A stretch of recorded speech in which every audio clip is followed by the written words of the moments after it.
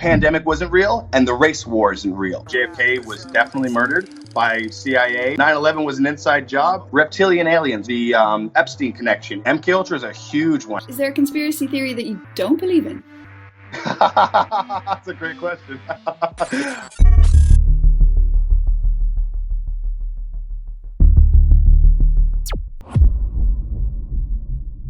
Like I said, I did experience QAnon coming in and invading or more absorbing a number of communities that I was a part of. I chose to leave a lot of these circles because they were all tainted by QAnon. I saw them hijacked. I saw them fractured. They were being dismantled from the inside out, and people were being taken advantage of. So with this case study, our mission here is, of course, we're going to do the background of QAnon for people that are not familiar with it, but I want to review the collateral damage that it caused. I'm covering this to show how conspiracy theories can spiral totally out of control.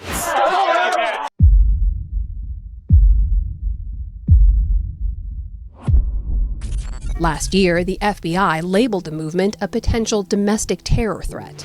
She's accused of plotting to kidnap her son back from Child Protective Services, along with armed help from the pro-Trump QAnon conspiracy theorists.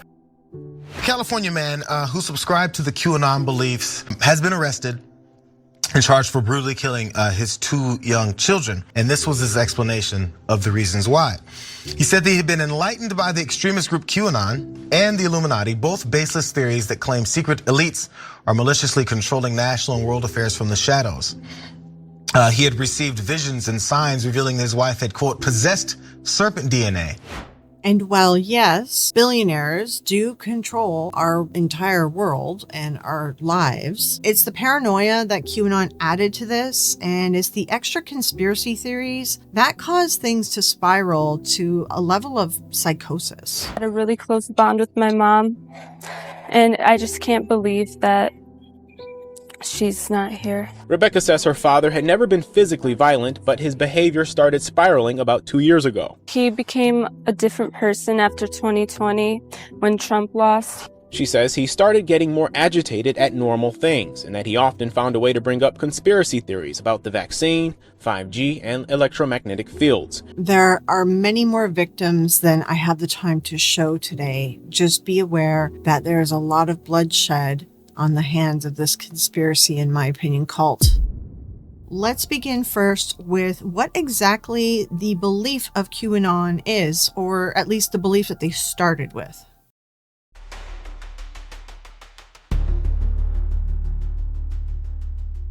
QAnon followers believe that a cabal of Satan-worshipping pedophiles run the government and media, and that they traffic children for satanic rituals. And the only person that can stop them is Donald Trump. This cabal, why do they run the world, right? Well, because they want to drain children's blood to stay alive forever in satanic ritual. And then the second part of QAnon is that the military recruited Donald Trump to run for president and basically said, we're sick of this cabal, only Donald Trump can take them on. And that someday there's going to come a moment called the storm, when Donald Trump is going to arrest all of his enemies, and if you're a QAnon believer, your enemies, everyone from Barack Obama and Hillary Clinton to Tom Hanks and Oprah, and execute them at Guantanamo Bay. And then for everyone else, there's going to be a sort of utopia after that. QAnon began by presenting cryptic claims that suggested insiders were revealing hidden truth. The interesting evolution of this is it merged with all the other conspiracy communities and reframed them as all connected together, part of the whole big grand story. QAnon is the perfect example for conspirituality. So it didn't have to recruit new people, it just recruited communities that already existed. Even still to this day, they are all intertwined. We can't discuss conspiracy theories and how we got to where we are now without talking about QAnon.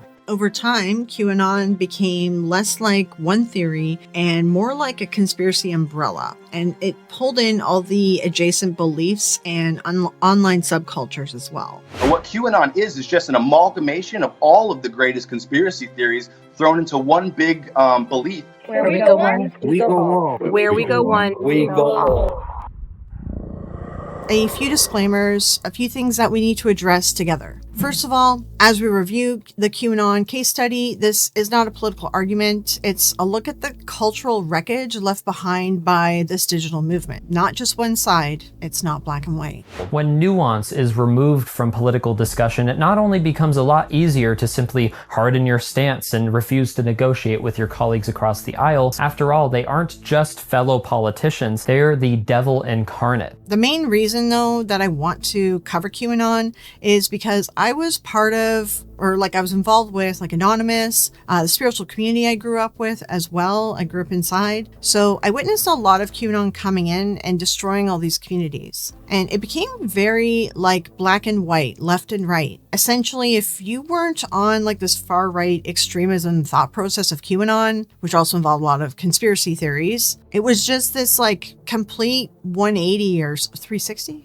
All these people who I always thought were very intelligent people, very down to earth people, they're suddenly believing all this really crazy stuff, which QAnon gets into lizard people and, aliens running the government and all the other stuff, flat earth, all that. It's not just about billionaires. It's not just about children. It's not just about the deep state. It encompasses everything now. So it really did quite a number on destroying a lot of these online communities. Now, before we get deeper into the QAnon world, we first need to discuss satanic claims and cannibal claims, whether it's part of QAnon, Epstein files, satanic panic, whatever. This is a recurring theme in human history. So let me explain more.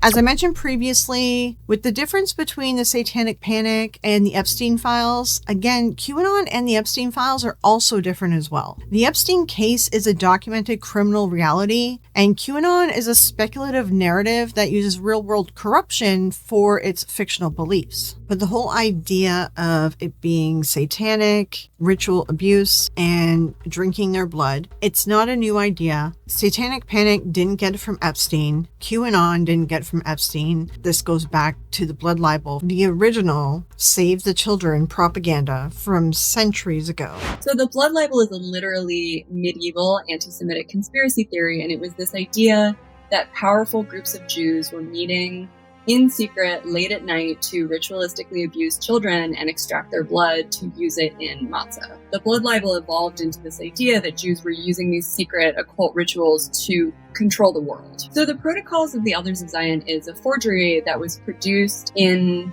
the late 1800s or early 1900s by allies of the Tsarist secret police in Russia, claimed to be the minutes of a secret meeting at which Jews in Switzerland were planning how they were going to control the world through these other secret means. So blood being used in matzah evolved into a much more sort of complicated framework for how Jews were supposedly controlling world governments. So the blood libel worked in the same ways that the protocols later worked, which was they served as a pretext for persecution, and they have been used to promote all kinds of other anti-Semitic beliefs and actions to this day. In the 1970s, white supremacists in the US started circulating a version of the protocols in this idea that they called the Zog, the Zionist Organized Government. And it basically is the same belief system as the blood libel. It is this claim that Jews are secretly controlling world governments.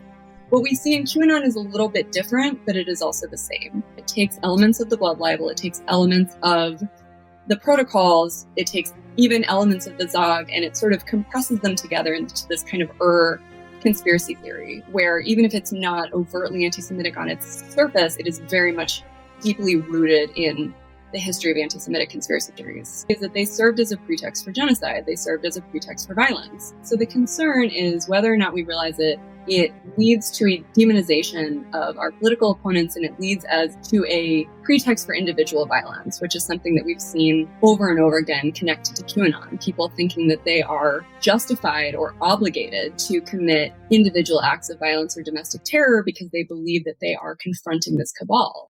Sorry that is a longer clip, but I would not have been able to explain that as well as she did. She clearly has a lot of knowledge in it, so it's better for someone to speak on it who has full knowledge of it. So now that we kind of understand where all this actually originated from, like this is a recurring theme for centuries now, this will help you understand better when we jump more into the QAnon stuff. But before we get into the history of QAnon, because I do want to walk you through the chronological history of it, we honestly cannot talk about QAnon without talking about Epstein at this point.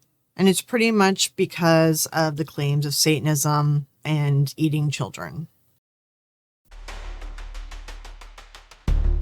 As many of you know, the assault and abuse of women is a very important topic to me. That being said, the fact that people are using the Epstein files and stuff that's not true to then turn around and say, see, they're all Satanists, they were all eating children, therefore QAnon is real, therefore the satanic panic is real. First of all, it's completely discounting what all the victims have been through. And second of all, it's actually incorrect. And I'm going to debunk it for you in a second here. But I just want to remind people that there are real victims behind this, and concentrating on the Satanist claims and eating children claims that this stuff isn't even in the files, concentrating on that is taking away from us holding the perpetrators responsible. If we spend all our time talking about magical claims that can be easily debunked, we're not talking about the victims. We're not talking about the fact that no lawmaker is willing to hold people responsible. And that's probably because there's people on both left and right. There's tons of politicians in the damn files. When people turn the files into just conspiracy theories or a way to confirm a conspiracy theory, it really is like a punch to the gut to the actual victims who went through this crap. Why are we not talking more about the real stuff that happened to them? Instead, we're concentrating on stupid conspiracy theories that can be easily debunked, and I'm going to do that right now.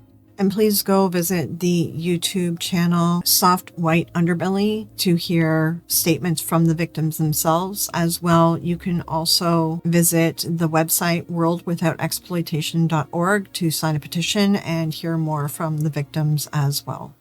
The first topic, Satanism.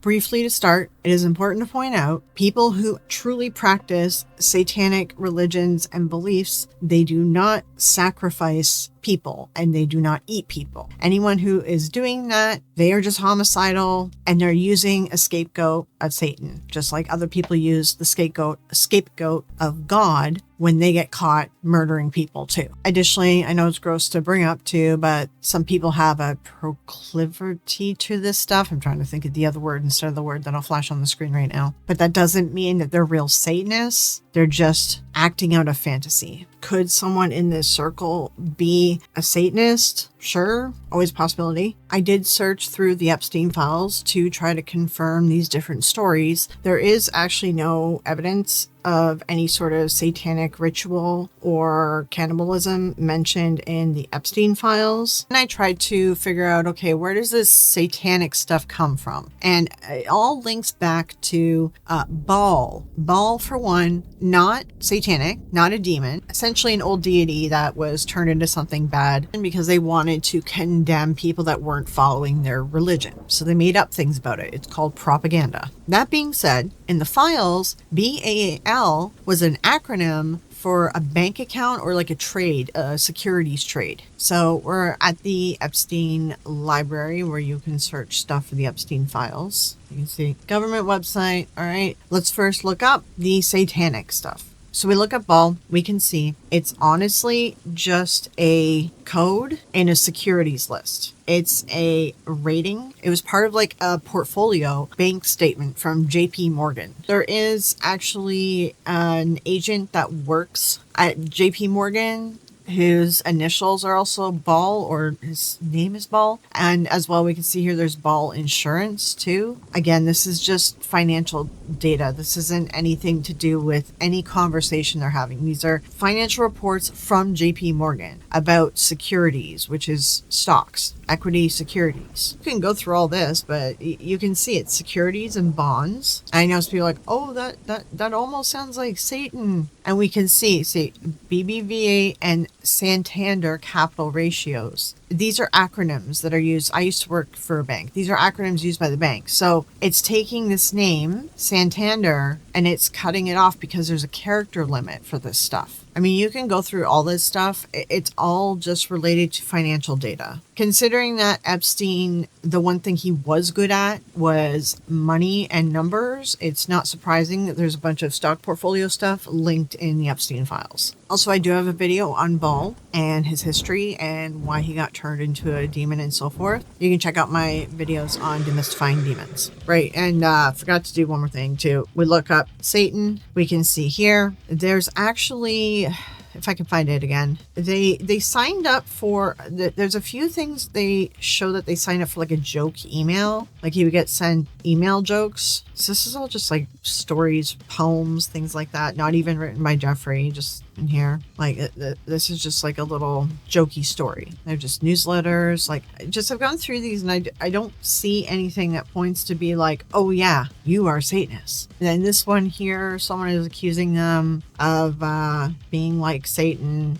This was when stuff was coming out. Like, you know, he was arrested before. Like he was arrested in previous years too. This is what people forget. This is why QAnon attached itself so easily to this stuff. Well, we know who that is. But this is why QAnon attached itself so easily to this stuff, because Epstein was already being outed and there was already a ring being discussed. Just QAnon assumed that it was only liberals, but no, it's just crappy rich people. There was also a mention of occult blood test as well in the files. So that is an unfortunate name for something called a fecal occult blood test. It checks for hidden occult, which is hidden blood in stool. It's checking for cancer and inflammatory conditions. At best, any religious discussion in the files is actually linked to a friend of mine, Susan Gerbic, which I'm going to be showing the interview as well after this video. We'll be releasing her interview. But it's to do with Deepak Chopra essentially complaining that atheists are going to ruin their business and the world.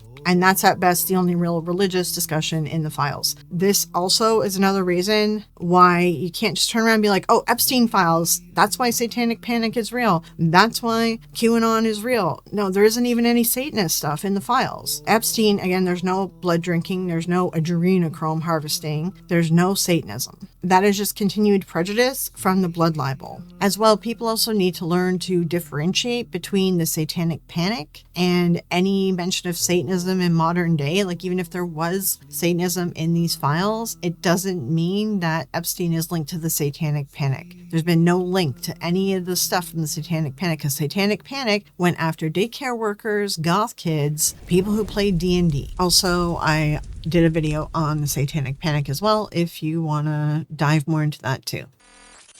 Now we're going to move from talking about Satanism in the files. Now we're going to talk about the cannibalism.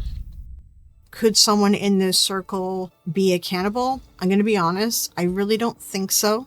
I did discuss this in detail with a friend of mine, and he used to work in law. He did explain that a cannibal is a very high risk to have around a successful trafficking ring. That person would end up getting the ring busted and shut down and everyone be put in jail. So then I started looking into where the rumor came from, and it's the same thought process as Pizzagate. Podcasters and people saw some emails where they're talking about food and they automatically are linking it to cannibalism. In actuality, when I looked through a lot of these emails and was checking things, Epstein does talk about food because he likes food, and he is talking about food, actual food. Are there some instances where they seem to be using code words? It looks like it in some areas that they might be using code words, but it seems like that's related to a victim, their name, or some kind of sexual position or act. To immediately jump to cannibalism is a huge leap. It definitely just comes again from the history of using the blood libel for like shock and awe in these kind of conspiracies. So let's go in and try to fact check their claim. We're still on the website for the Epstein library. So the next thing that we're going to look up is cannibal, eating people, things of that nature. There's a whole bunch of emails, and it's linking to this one chef who works at a specific restaurant. And this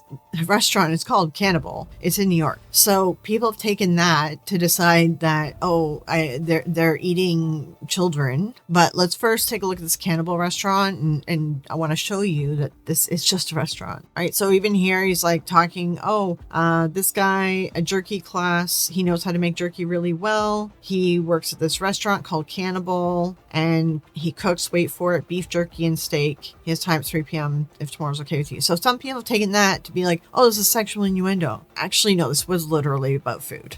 You see, this person actually is emailing Jeffrey about him. He spoke with the chef yesterday. He's working at a restaurant, Cannibal, but wants to leave as he asked for equity in the business, and they said no. He wants to ultimately open his own restaurant, but wants it to take off in 12 months to clear his head. During that time off, he said he would be available if you were interested. Please advise. Thank you. I know there's like symbols throughout all the PDFs. There's these weird symbols. I honestly think it's just the way that the data downloaded. It's not like a special code for anything. And you can actually see now this person, their chef profile isn't on these websites anymore, but we can see the Cannibal thing. Okay, so this is the Cannibal restaurant, Cannibal, New York City. And I believe the restaurant has gone out of business at this point. This website's still up and they do like recipes now by the looks of it. You can see there's the Cannibal, which is closed.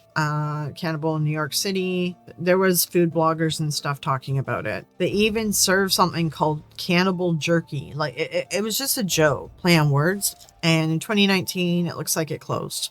So this chef, his name is Francis Derby, so we can just Google him. So yeah, the thing we're going to see about him is that he shows up in the Epstein files. So apparently he worked as Epstein's personal cook and made multiple trips to the island. That is interesting, says the New York Post. I wouldn't be surprised, honestly. If this guy was wanting to open his own restaurant and he was sucking up to Epstein to try to get money for it, like that's what it kind of seems like was happening. And sadly, a lot of people ignore things in favor for money. Interesting. Francis Derby, he left the Cannibal in late May. Oh yeah, and the Cannibal has an LA location as well. I don't think it's in business anymore though. Okay, I'm gonna play this reel because the biggest thing to get out of this when you talk to anyone who's in the QAnon and they're going on about Epstein and Satanism and cannibalism, ask them if they read it themselves in the files or if they heard some podcaster disseminate what's in the files and make an assumption, because that is where all this stuff is coming from. Podcasters are just making assumptions. So let's take a listen to it. Back with Chef Francis Derby, Oh my God. executive chef of This is too Cannibal. much, Right, man. this is where I lean on you guys. Am I nuts, or are you seeing and reading what I'm seeing and reading? I gotta say this. We're seeing and reading what you're seeing and reading, and it's beyond disturbing. Okay, so you get the idea, and then at the end he's like, subscribe to our channel for more, because that's what they're gonna do. They're gonna look at this and be like, oh my god, he was serving human meat at Epstein Island. No. So this restaurant is talked about a lot because it looks like, I guess, that the chef was doing cooking personally for Jeffrey Epstein, right? But that's about all it is. And then something about cannibal in this paper. An opposition accused him of being a cannibal.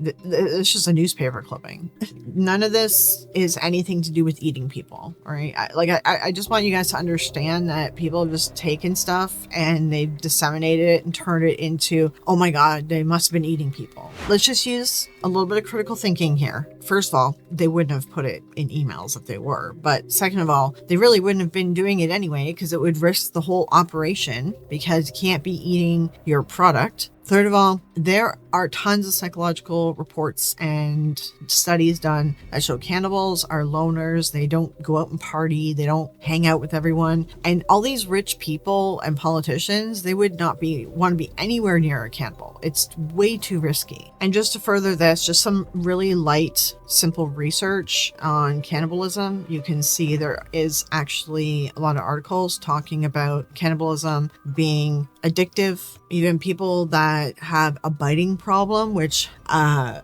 know this is weird. That Tyler Catastrophe or whatever, that singer that he supports, apparently bites people all the time. So that's a little bit telling. It's an issue. So, they kind of explain about psychology of cannibalism. All these articles are here again. I'll link them in my references. You can even see that there is a PubMed, so like an actual official study that has been done on this. And it explains cannibalism and mental illness. and it kind of goes into detail about how it's addictive, they are loners, etc. And here, Addiction to Cannibalism, a case study, Medium article that somebody has written, and Psychology Today, why they love to eat people. It's hard to predict who will become a cannibal. It's not common. Cannibalism is not common. That's the reality of it. So it's just a huge leap to assume that everyone there is eating children just because the personal chef of Jeffrey Epstein happened to work at a restaurant that was named Cannibal, one that he didn't own, and he didn't name it that. He just worked there. I'm just saying all this because I want you guys to do some critical thinking here. There's no Satanism. There's no eating children. Could someone in his circle be a Satanist? Maybe, sure, whatever. But their whole operation was not based around Baal or Satan or any satanic stuff. I forgot one thing I did find actually was Cannibal Cop, and this was actually linked to Maxwell for some reason. So it's in this Exhibit 1. This is to do with Maxwell's crimes, I believe. But see, it points to this, U.S. v. Gilberto Vale, alleged Cannibal Cop. So we can look this up and see what's up with this. This is the only thing that I can find that they have any kind of link to this. This seems to be linking to training that people have done. This all seems to be linking to psychologists. I think that this might be like a whole team who they got together, a whole team of psychologists and everything. Huh, interesting. Okay, we'll just take a look at this Cannibal Cop case anyway, in case there are conspiracy theorists watching this who will hang on to that. So this cop had discussed online his interest in that sort of stuff. He had used the police database to find people. Oof. So he was charged with Computer Fraud and Abuse Act, acquitted on conspiracy charges. They're saying that it's just fantasy role play. Yeah, it kind of sucks. You have to wait until they do something before you can really get that. Okay, so someone did a summary of the document. So it's disclosing to expert witnesses, the doctors or psychologists that are probably going to be testifying. And you search this case with Maxwell, and there's no weird conspiracy assumptions showing up. You know, it's just so interesting that they didn't actually attach to this, because it's the only thing that I could see someone spinning into a valid conspiracy theory. This is the only one in the files. All right, so hopefully this helps you understand. If you hear something, if you hear someone saying that this is in the files, go to the freaking websites and look it up. All right, and there is Department of Justice one. There's this one here is a backup of the files. Their search isn't as good as the government one, I will be honest. It gives you a little bit too much stuff. It's a little bit all over the place because the government does go in and delete stuff. We all know this is happening. So this is a backup site that people are doing. There's a few of them out there. I really recommend that you check in these searchable databases. Check the government one, check the backup ones before you believe some podcaster who is putting their own spin on it and disseminating it in their own way. And now back to the Satanism part of it. Real Satanists don't eat children. They don't eat people. That isn't part of the satanic religion. Anyone who may have been busted doing it at any point in history, they're doing their own thing. They are just a homicidal person and likely a cannibal. And cannibals also, I will point out, can't control themselves and are usually loners. So they really wouldn't fit in the Epstein circle. And again, as I mentioned throughout this video, this is why media literacy is so important. Just because a podcaster says that there were satanic practices in the files, it doesn't mean that it's true. While we're on the topic of the blood libel and the sort of historical implications of this propaganda, it is important to point out that QAnon is very much biblically based. It does discuss like a reckoning, a new age, sort of like a rapture kind of conversation. QAnon followers believe, they call it the storm is coming, like the storm is coming. I believe they've given it a couple other names as well, but essentially it's supposed to be the day that Trump took office, then he was going to drain the swamp and arrest all of our enemies, which was anyone who's a liberal Democrat. He would then take them all and have them executed. So I do want to include a little bit of the religion aspect of this because Americans are very religious, so it's kind of baked into their culture. It's easy for them to fall into evangelical views. Well, the word rapture doesn't appear in the Bible. Some concepts within Pauline text, most notably notably 1 Thessalonians, allude to some kind of snatching away of believers at some point in time. This isn't clearly prescriptive and must be read within its cultural and rhetorical context like all of the Bible, but that didn't stop American evangelicals from pointing to these select verses in the Bible out of context and going, yep, the rapture is a real thing, God said so. QAnon also has very, very similar language describing a reverse rapture type event where the masses of the earth who don't believe in Q and in Trump will somehow be killed in a single large devastating blow. Lots of the plandemic conspiracies centered around this idea, claiming that anyone who got a COVID vaccine would die all on the same date at the same time when their microchips would suddenly be activated by the 5G towers. The vaccines are just a way to consolidate the power of the elites, never mind the fact that if the elites really did plan to do that, they'd only be left to rule over a populace that 100% doesn't trust them. But I digress. The whole one big event to separate those who believe and those who don't is a total American evangelical concept which we all understand on a societal level. So QAnon is able to adopt it to do two things: immediately communicate the ideas it's trying to get across while still maintaining a degree of vagueness, and try and get devout evangelicals to opt into their worldview. And this evangelical apocalypticism permeates the entire movement. Everything, every little symbol decoded, every little phrase that Trump throws into his speeches, it's all crucially important to keep up with and understand and believe, because if you don't, well then you'll miss out on the big storm. You'll be left behind in the Great Awakening. You won't be accepted into the new world. It's very black or white. The great part about all of this stark evangelical language is that we're also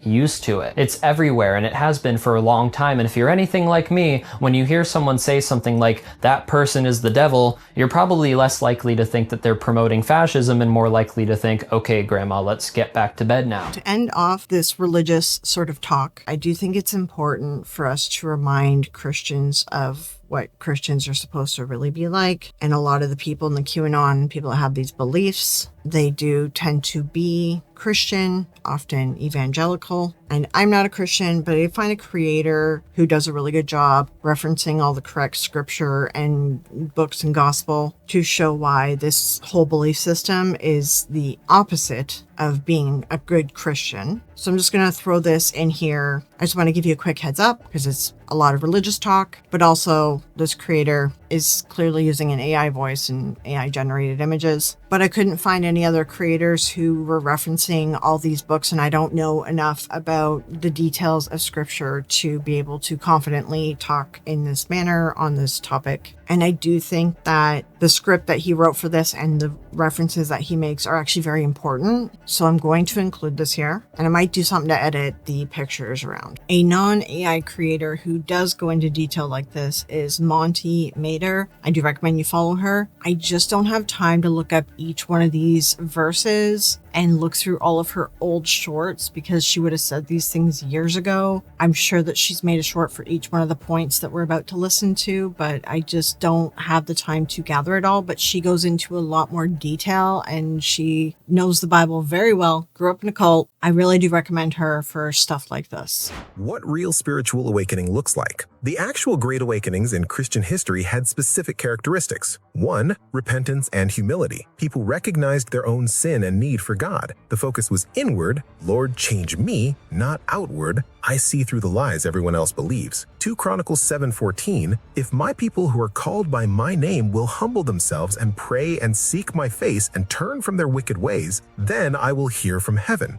Real awakening starts with humility. QAnon's awakening starts with, I'm enlightened and you're a sheep. 2. Focus on Christ, not conspiracies. Historical awakenings were about Jesus, his death, resurrection, salvation, grace. QAnon's awakening is about political power, secret plans, and defeating enemies. Colossians 3:2, set your minds on things above, not on earthly things. An awakening that's entirely about earthly political battles isn't a spiritual awakening. It's nationalism with religious language. 3. Love for enemies. Jesus commanded us to love enemies, pray for persecutors, bless those who curse us. Matthew 5:44. QAnon's awakening creates enemies. Anyone who disagrees is part of the cabal. That's not Christ-like. Romans 12:21, do not be overcome by evil, but overcome evil with good. Demonizing political opponents as literal satanic pedophiles isn't overcoming evil with good. 4. Fruit of the Spirit. Galatians 5:22-23 lists the fruit of the Spirit: love, joy, peace, patience, kindness, goodness, faithfulness, gentleness, self-control. What's the fruit of QAnon's awakening? Anxiety, anger, division, broken families, obsession, impatience. Jesus said you'll know false prophets by their fruit. Matthew 7:16. The fruit of QAnon's awakening doesn't match biblical awakening. The danger of conspiracy is gospel. Here's what really concerns me as a Christian. QAnon offers a counterfeit gospel.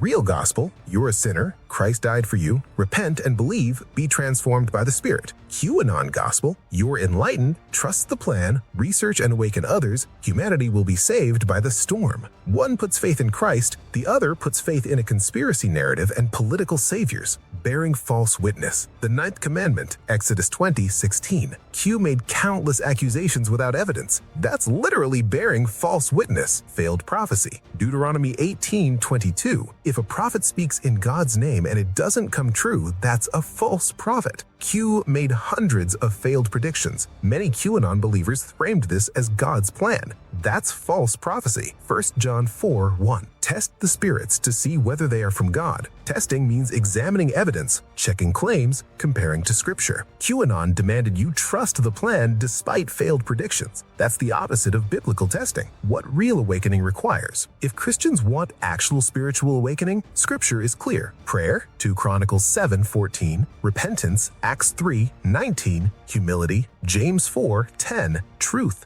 John 8:32, the Holy Spirit's work, Acts 2, not conspiracy theories, not secret knowledge, not political saviors, not demonizing opponents. As a Christian committed to truth, I can't support a movement that makes political figures into messiahs, spreads false accusations, divides families, replaces scripture with conspiracy, bears false witness, ignores failed prophecies. That's not awakening. That's deception wrapped in Christian language.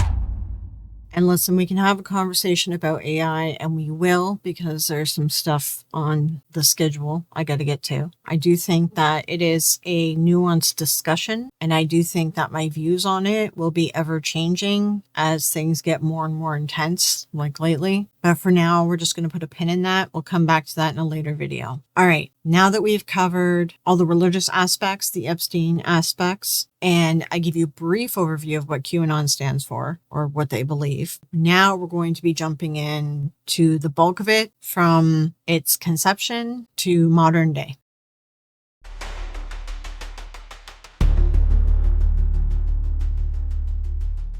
There's first a conspiracy theory that came before Q. So in 2016, there was a Twitter account of a white supremacist, and they claimed that the NYPD discovered leaked emails from Hillary Clinton's team pointing to a trafficking ring of children. WikiLeaks ended up releasing John Podesta's emails, and in those, people ended up deciding that they were coded messages pointing to a satanic cult operating underneath a pizzeria in DC called Comet Ping Pong. When meanwhile, there's a pizza tracker in DC, so you can figure out if they're working on something big. Like, the press uses that to see how many pizzas are being ordered, and then they kind of say, oh, okay, there must be something big going on because they're ordering a ton of pizza. So it's not unrealistic to think that the politicians eat pizza. The accusation came from this unhinged story that originated online days before the election, saying that Hillary Clinton and her campaign chairman John Podesta were operating a child. The lie took root in the digital swamps of Twitter and far right-wing websites.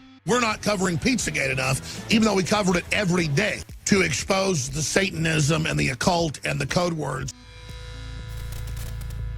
This is a side tangent, current day. I really want to include this as well. Alex Jones is legitimately crashing out after The Onion purchased InfoWars and is giving the proceeds to the Sandy Hook victims that Alex Jones defamed.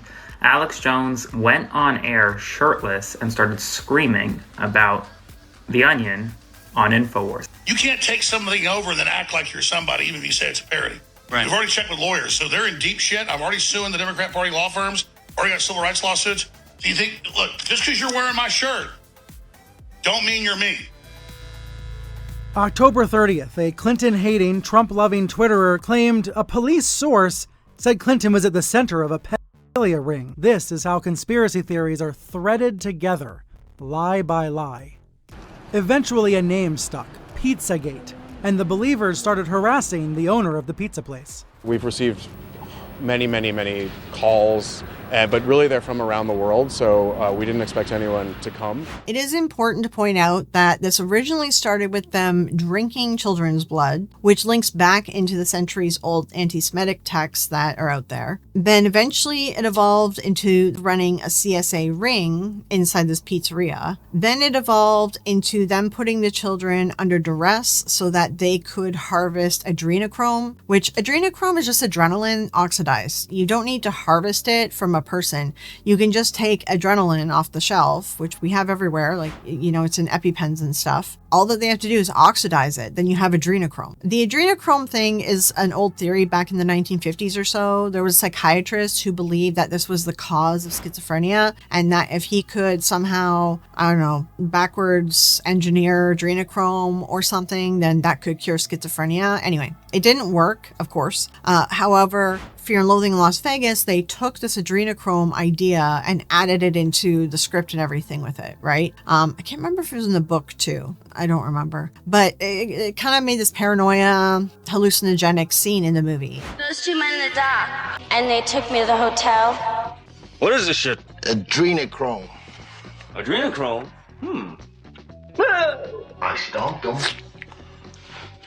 They'll trace the call and put you straight behind bars. No, I'm moving to the Tropicana right away.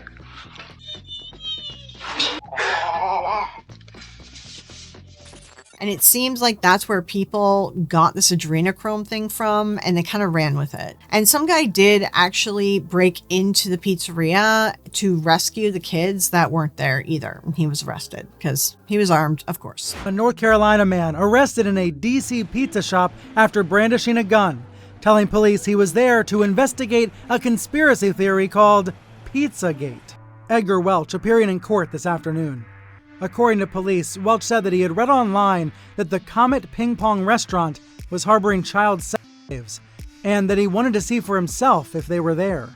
The suspect said he was armed to help rescue them. With detectives still on the scene in DC, Pizzagate believers were already claiming that this real development was just part of a cover-up. The media is claiming that this is because of Pizzagate. This is very dangerous fake news. Anybody claiming that the gunman today at Comet Pizza had anything to do with Pizzagate is lying. This is sort of what everything took off from. Now, you may or may not have realized, but I haven't talked about Q or QAnon yet. This was all the precursor, and this is what QAnon's beliefs were built upon, Pizzagate. So let's get into talking about Q and where he was born. So some people may not know, but Q and QAnon was actually created on the website 4chan. We even know who is this 4chan person or website? 4chan was started by high schooler Christopher Moot Poole, and it was modeled after the Japanese image board 2chan. Essentially, it was a series of boards covering everything from animated video games to original artwork to adult imagery. And to make it clear, when I say board, I'm talking about like a spot where people can post stuff. It's like a forum website. Similar to Reddit, but more simplified back then. The hook with the whole thing was that it could be anonymous. No accounts, no profiles by default, and everyone posted as anonymous. However, 4chan did use something called a trip code, so you could see that it was the same person who was posting at least, so you recognize that it came from the same individual. Not necessarily that you knew who they were, just that they were sort of flagged as, hey, this is the same guy who wrote these posts. Eventually, what ended up happening, and there is a link to Epstein for this, is somehow Epstein got in touch with Christopher, and there's an email in the Epstein files that says this, but Epstein says in the email, yes, he's a very bright boy, when someone suggested that he meet him.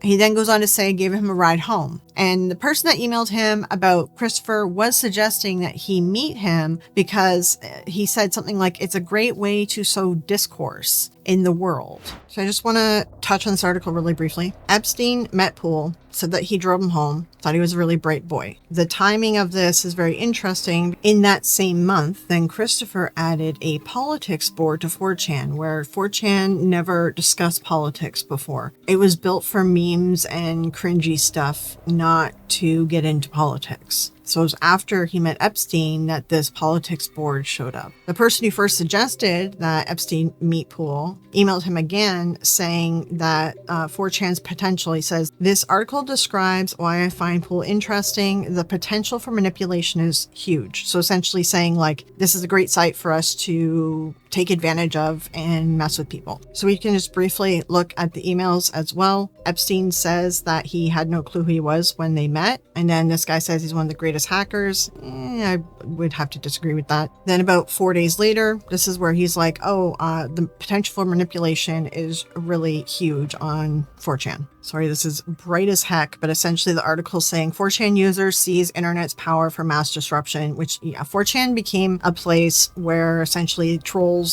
hackers would go to, and kids who weren't necessarily hackers but just trolls. And then there's a whole other side to it, the manosphere, incels, right-wing extremists. Like 4chan was like the home for a lot of this. Now it's Twitter. This one as well here is interesting because Chris Poole said that he only met him briefly the one time, but this is actually in 2012. This was like 3 or 4 months later, and Poole confirmed he will come see you at 3 p.m. So they did meet again. POL for political stuff. It was supposed to be like politically incorrect, and it was supposed to be memes and jokes and things like that.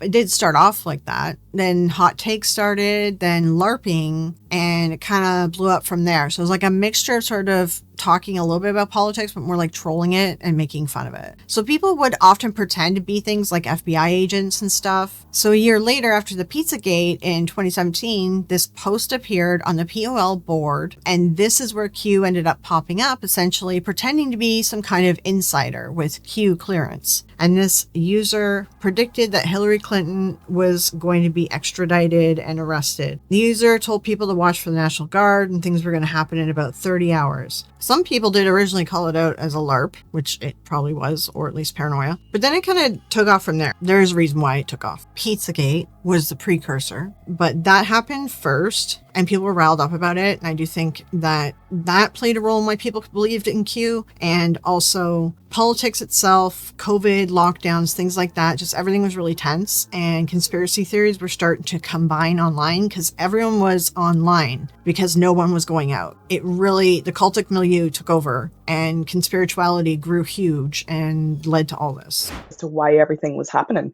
People were also locked down in their homes. They were, stuck to their computers, stuck to their phones all day. So they had more exposure to this kind of thing online. Q then claimed to have Q-level security clearance. Instead of just making claims, Q asked questions, and he would do puzzles, and people would have to figure out his meaning. Essentially, he would also be very vague, sort of like Nostradamus style.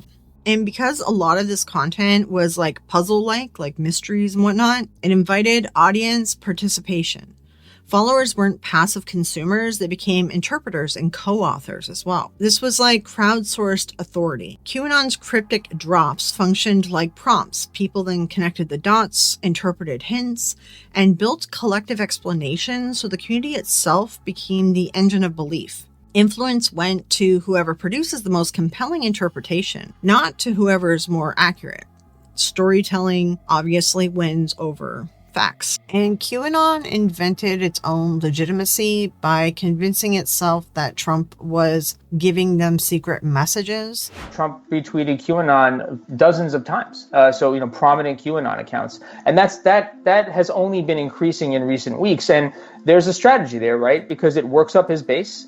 It gets people energized. It's indisputable that he's aware and that he's intentionally using it to his advantage. The whole other issue with QAnon too is they're talking about taking back their country, but they believe they can only do it if Trump does it for them, essentially. It's weird. Like, Trump is the one who has to do it for them. And then that's why they need to make sure that Trump gets elected. So it's not even really an effective way to deal with any issues, because Trump himself is a billionaire, and he's one of the elites, and he's in the files. So relying on him to fix things isn't really going to resolve anything. But the QAnon followers, they just find different ways to make it look like Trump is aware of them and involved in all this. Essentially, people were saying, oh, he knows what's going on and he's going to be the savior. Because a few weeks before the first Q post, Trump did like a press conference thing, and he was saying like, this is the calm before the storm. And so when the first Q post came out, that's when Q decided to say that the storm is coming and treat it like a rapture kind of thing. Q built upon this like press conference that already happened. Maybe it's the calm before the storm. What's the storm? Could be the calm before the storm. What storm, Mr. President? You'll find out. Oh, and there's another instance as well that they said Trump was also Q, because he mentions the number 17 in a speech or debate that he did, and Q is the 17th letter in the alphabet. There's a long list of things that they try to link to Trump like this that are just like so... It's one of those things like you could link stuff like that to anybody, right? You're being too vague. And humans, we've gone down these paths where we look at a prophecy and we try to make something fit, but everything's so vague that anything could fit. Is it like confirmation bias or something like that, I think is what they call it. But anyways, it's just sort of like making stuff fit to prove your argument, prove yourself right. As well, it didn't help that Trump was retweeting and liking stuff from QAnon followers and QAnon, accounts and so forth. Trump is part of the Q team. From what we understand, Q Plus is his handle. And other people running for office as well, they were actually saying things like they support Q. But the reality is, they're not really supporting Q and QAnon. They just see a very large demographic that they could get votes from. So that's why they're doing that. Its followers are running for school boards and local offices, spreading the gospel of Q, but not calling it QAnon. Q is a patriot. He is someone that is very much loves his country. And he's on the same page as us, and he is very pro-Trump, okay? I stand with President Trump. I stand with Q and the team.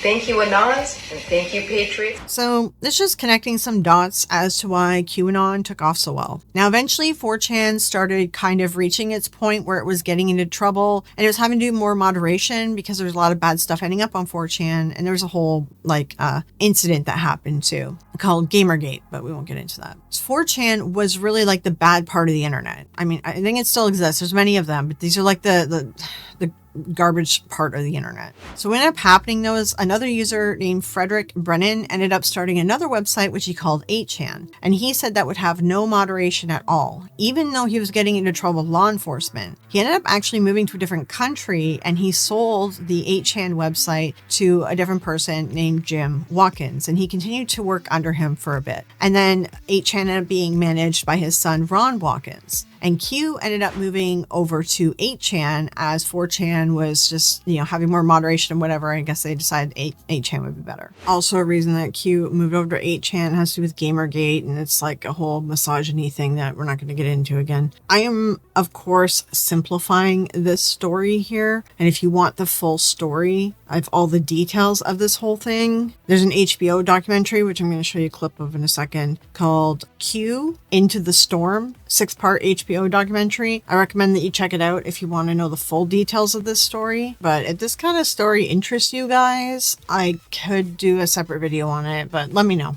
If the interest is there, I'll cover it. And then this whole narrative kind of started that Q was safer because it was being run in a different country as well, too. So, it's kind of like conspiracy theory narratives started up. Eventually, accounts started sounding like someone else as well, and we'll get more into that. But this is sort of the quick summary of how Q got started, and it was through 4chan and 8chan. Okay, now let's talk about who is Q. After the storming of the Capitol, there was a bit of effort put into figuring out who Q is because essentially they're responsible for what happened. So there was some forensic linguists who ended up using machine learning code, computers, to identify 2 distinct writing styles. And this suggested that Q was at least 2 different people. So the original Q is actually from South Africa, the one who actually started it all. Allegedly. There's a lot of proof that he is, but, we don't know for sure 100%. The evidence points to this man named Paul Ferber. He also was a 4chan moderator as well. And when he was confronted, Ferber claimed that he simply started writing like Q because he was such a fan of Q. But the whole analysis of everything says that his post writing matched before Q even showed up on the first post. As well, Q also took off because moderators of 4chan approached YouTube creators, right-wing YouTube creators, and encouraged them to make videos about Q and the whole QAnon conspiracy thing. And he was one of the moderators on 4chan. So there's a lot of evidence that points towards him. However, when Q started writing on 8chan, at first it was like the original writer, but eventually it changed styles. So a lot of people believe that it points to Ron Watkins, who is the son of Jim Watkins, who ended up, running 8chan because they purchased it. And there's rumors that they actually took the account from Q, that Q could no longer log into 8chan, because they were essentially monetizing on it. There was like merch and other things that did start up eventually. And as well, advertising dollars from clicks to the website. So the Q account is worth money. So there's some more evidence pointing towards Ron Watkins taking hold of the Q account. There was an HBO documentary that was made, and it was about 3 years in the making, and they were doing it all about the QAnon movement. This documentarian named Cullen Hoback spent a lot of time with all the different people involved, and one day he was doing further interviews with Ron Watkins, and then Ron ended up describing his work to Cullen, saying it was basically what he was doing anonymously before. Then he pauses and says, but never as Q. But then he kept smiling like he messed up. And the documentarian realizes this, and that was an accidental admission, and then he starts laughing, and it says like, this whole uncomfortable thing. There's a clip of it, and I'll throw it in here, and hopefully it doesn't get copyrighted. Something shocking. Ron hadn't just been participating in Q research. It sounded like he was leading it. Yeah, so thinking back on it, like it was basically 3 years of intelligence training, teaching normies how to do intelligence work. It's basically what I was doing anonymously before, but never as Q. See that smile? Ron had slipped up. He knew it, and I knew it. And after 3 tireless years of cat and mouse, well...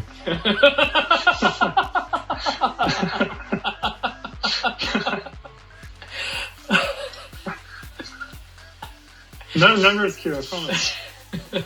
Never as Q. Because I am not Q.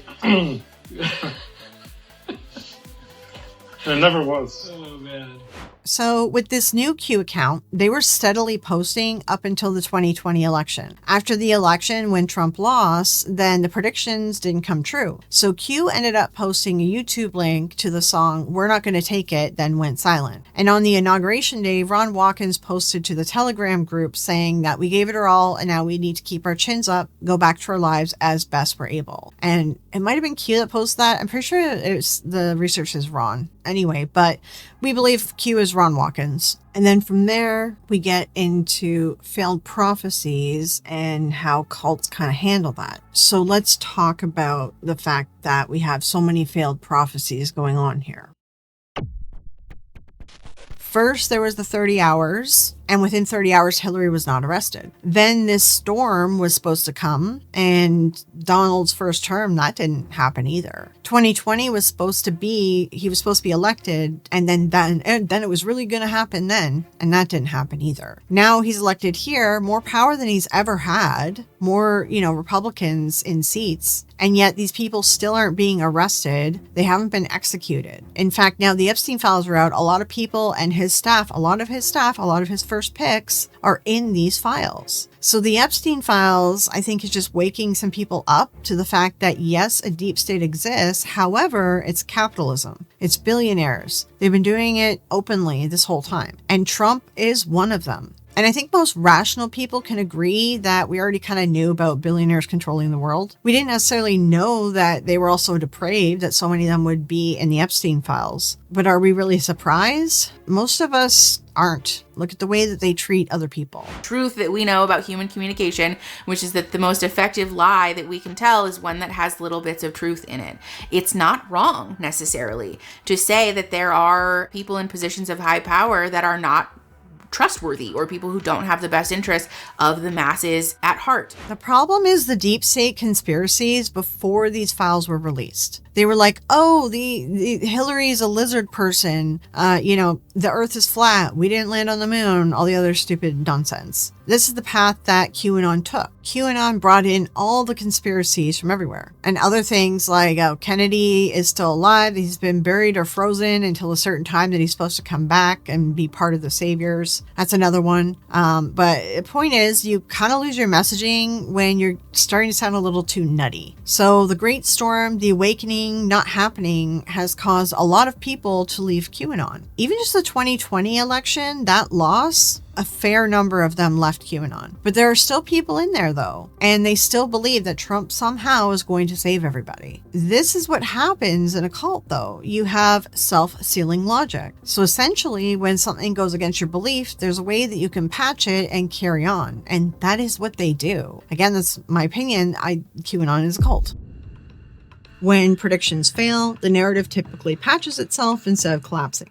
They just do timeline shifts, meanings are reinterpreted. Evidence against the belief can be reframed as evidence of a cover-up. People aren't just agreeing with claims, they become awake, part of a righteous in-group with a moral mission. That identity is why changing your mind can feel like betraying who you really are. I think we can all agree that the issue really is the billionaires and money. And Trump is not the savior of the situation here. But QAnon is self-sealing, just like all the other cults that are self-sealing. They find a way to fix holes in their story. Whoever the opposition is can change in a heartbeat. For a long time, the tech industry was viewed with great skepticism by QAnon adherents because of its generally leftist approach and its social posture, which conspirators viewed as a sign that the big tech companies were actually propping up and providing resources for the cabal to continue their operations. After the tech bros cuddled up next to the president, though, people that QAnon adherents once viewed with skepticism are now admired and lauded for their commitment to the right social causes. Anybody who is acting in good faith, who's legitimately interested in taking down or exposing the people involved in this ring, could easily see, okay, Trump is involved, Lutnick is involved, he named Alex Acosta, who obviously gave Epstein his sweetheart deal in his first term. He was involved. Trump's new Fed chair pick was implicated in the Epstein files. And so you have all these people. Anybody acting in good faith would just be able to say, like, okay, these people are clearly not on the level. They are the very people that we're seeking to expose. But they feel vindicated at the fact that they ushered in a Trump administration who are themselves the ones who are implicated in all of this. And so where does the vindication come from? Like, okay, yes, that there is a cabal of people, but the people who they empowered to expose all of this stuff are the ones who did it. And so does that part ever register? Well, I mean, kind of baked into the theory. There's so many little rules kind of baked into QAnon that allow you to kind of opt out when you run up against a piece of real information that makes something the that's entire inconvenient. that makes the entire mind pyramid collapse. This flip-flopping happens a lot within the QAnon community. We're going to circle back to this again as well. Since then, no new posts have happened. There was one that showed up in 2022, but a lot of people said it didn't sound anything like Q has ever written before, so it might have just been someone that hijacked the account, which does happen a lot in these boards. But other than that, it's been quiet. So the account just stopped. But the movement has merged together with so many more broad right-wing conspiracies and every conspiracy, really. So everything's connected now. So this was just a quick summary of who it is believed Q is. Personally, I don't believe that there was any sort of CIA operation or any secret thing like that. The involvement of Epstein, I believe that he wanted to use it as a board I believe that he wanted to use a political board to kind of sow discord, because Epstein was getting his hands in politics too.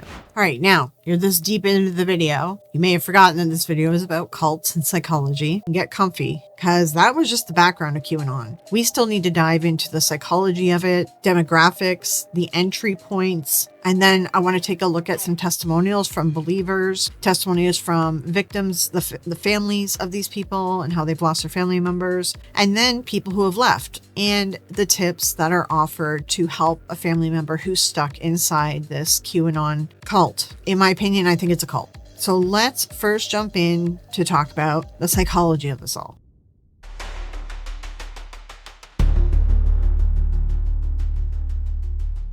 The hook to the whole movement was very potent. They're looking at certainty, moral purpose, and a specialness. Like, it's a special knowledge and only you get to find out. It wasn't just about reading a theory. People were becoming part of the mission, part of a story, part of the people who see what's really happening. From group psychology to the blood libel and Christianity, this creates a very strong base, especially for cult activity and cult-like groups. And these are some of the key things that help help fuel QAnon. We as human beings have the tendency to not only gravitate towards groups that we resonate with, but also to try and form a perceived other. This is why topics like white supremacy, homophobia, like racism, like all of these things are so pervasive and dangerous, is because it does capitalize on our human desire to be part of the in-group and then to sort of look down our noses at the proverbial other. Now, I want to showcase to you guys Mickey Atkins. She is a therapist, and she did a video discussing QAnon. I think she's done a couple other videos after that. I found all of her insights incredibly useful to apply to all of this. Definitely please go check out her channel though. She covers a wide range of topics, and because she has a background in psychology and she does therapy work, she has really interesting insights on everything. So 100% please do go check her out after. And as always with everyone, I have all their videos and everything in the references doc attached below too. Mickey is going to explain why our brains are sort of wired to accept or be interested in conspiracy theories. Something that we know about the human brain,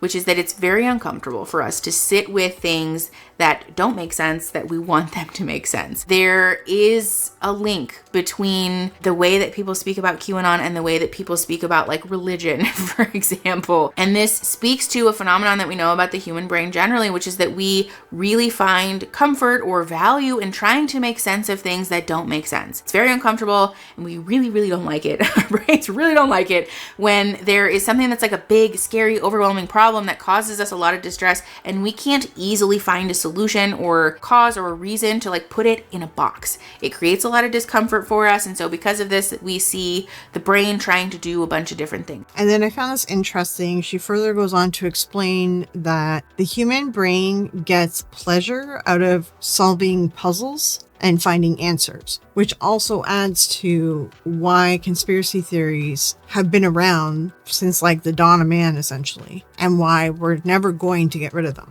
Our brains generally are predisposed to have an interest or like happiness. Like we're very pleased by finding patterns, by finding solutions to things. This is why we see the phenomenon of people seeing Jesus Christ in a piece of toast, or like noticing patterns and things that potentially aren't there. Our brains really like this, and they're hardwired to do this. It's an evolutionary function. It's actually very helpful. Our brains are primed to do this because it's a survival instinct and because it's very helpful in navigating the three-dimensional world, in informing a sense of safety in relationships, in allowing our brain to kind of shortcut the critical thinking that has to happen when we're making a decision, like with driving, for example. It's a very important and necessary skill. However, it can sometimes be hijacked to lead us to conclusions that don't necessarily make sense. And this is what else I do like about her as well. She explains things in an easy to understand manner. Everything's very relatable. You can apply the same thought process, the same information about our brain. And what I like to say is I call it our caveman senses or whatever. That's sort of what I call our primal instincts. This also applies to being psychic, because a lot of times some people that think they are psychic, they just recognize patterns and they're making educated guesses about all the stuff around them. Pattern recognition actually plays a huge role in belief systems, especially with spiritual and religious, because we do this as well with religion. So while it's an extremely important and helpful function for human beings, it is also a huge detriment and a big weak spot for our entire species. This kind of stuff, though, I do find very fascinating, and I think that most people who take an interest in cults, psychics, debunking, exposés, true crime, etc., I think that you'll kind of like this sort of topic. I think it's people of the similar mind, and that's why also these type of things, though, can be entry points too.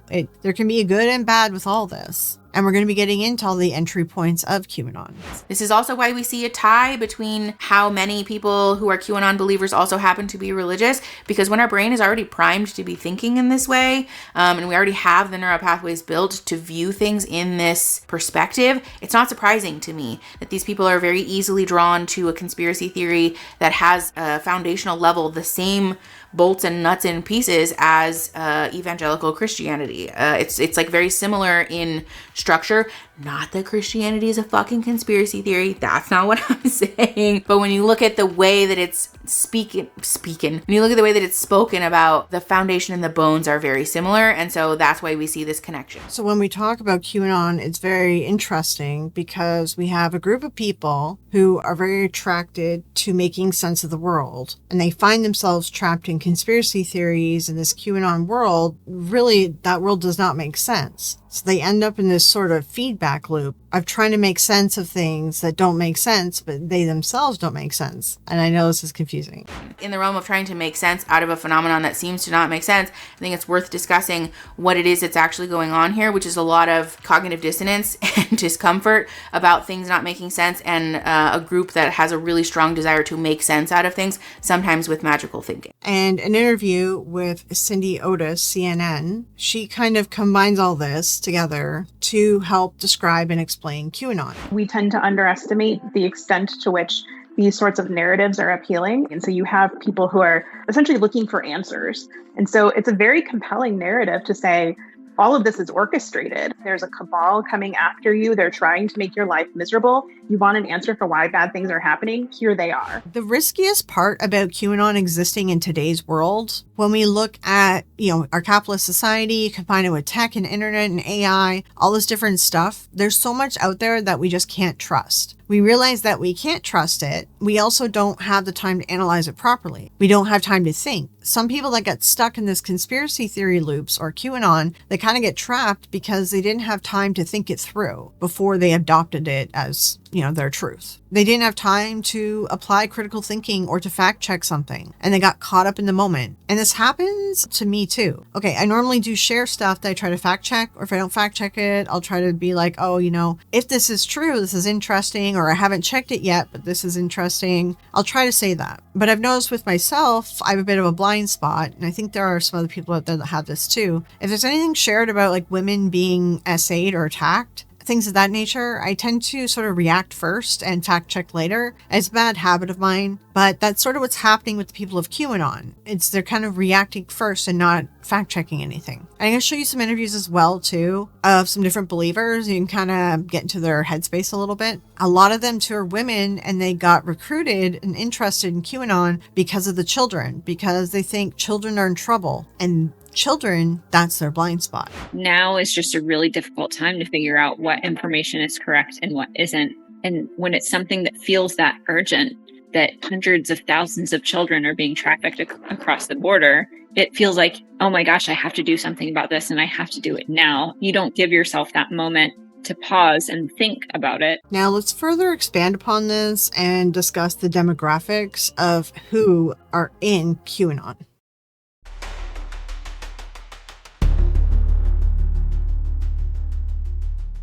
Like I mentioned previously, COVID was a huge catalyst. After Pizzagate, then the lockdown measures, it caused certain people to get affected by these type of things much easier. It isn't just a conspiracy theory, it's a cult, and it feeds on insecurity, uncertainty, and isolation. So nationwide protests, the coming election, and a pandemic have provided just the environment to recruit and radicalize new members. So there's a few different ways that analysts have gathered data on QAnon, the rise, and the type of people that are behind it. First, we have things like social media interactions. This is one chart I'm going to show you here. Other people also reference a similar chart that they've developed too by looking at hashtags, group interactions, things of that nature. Hundreds of the largest QAnon groups.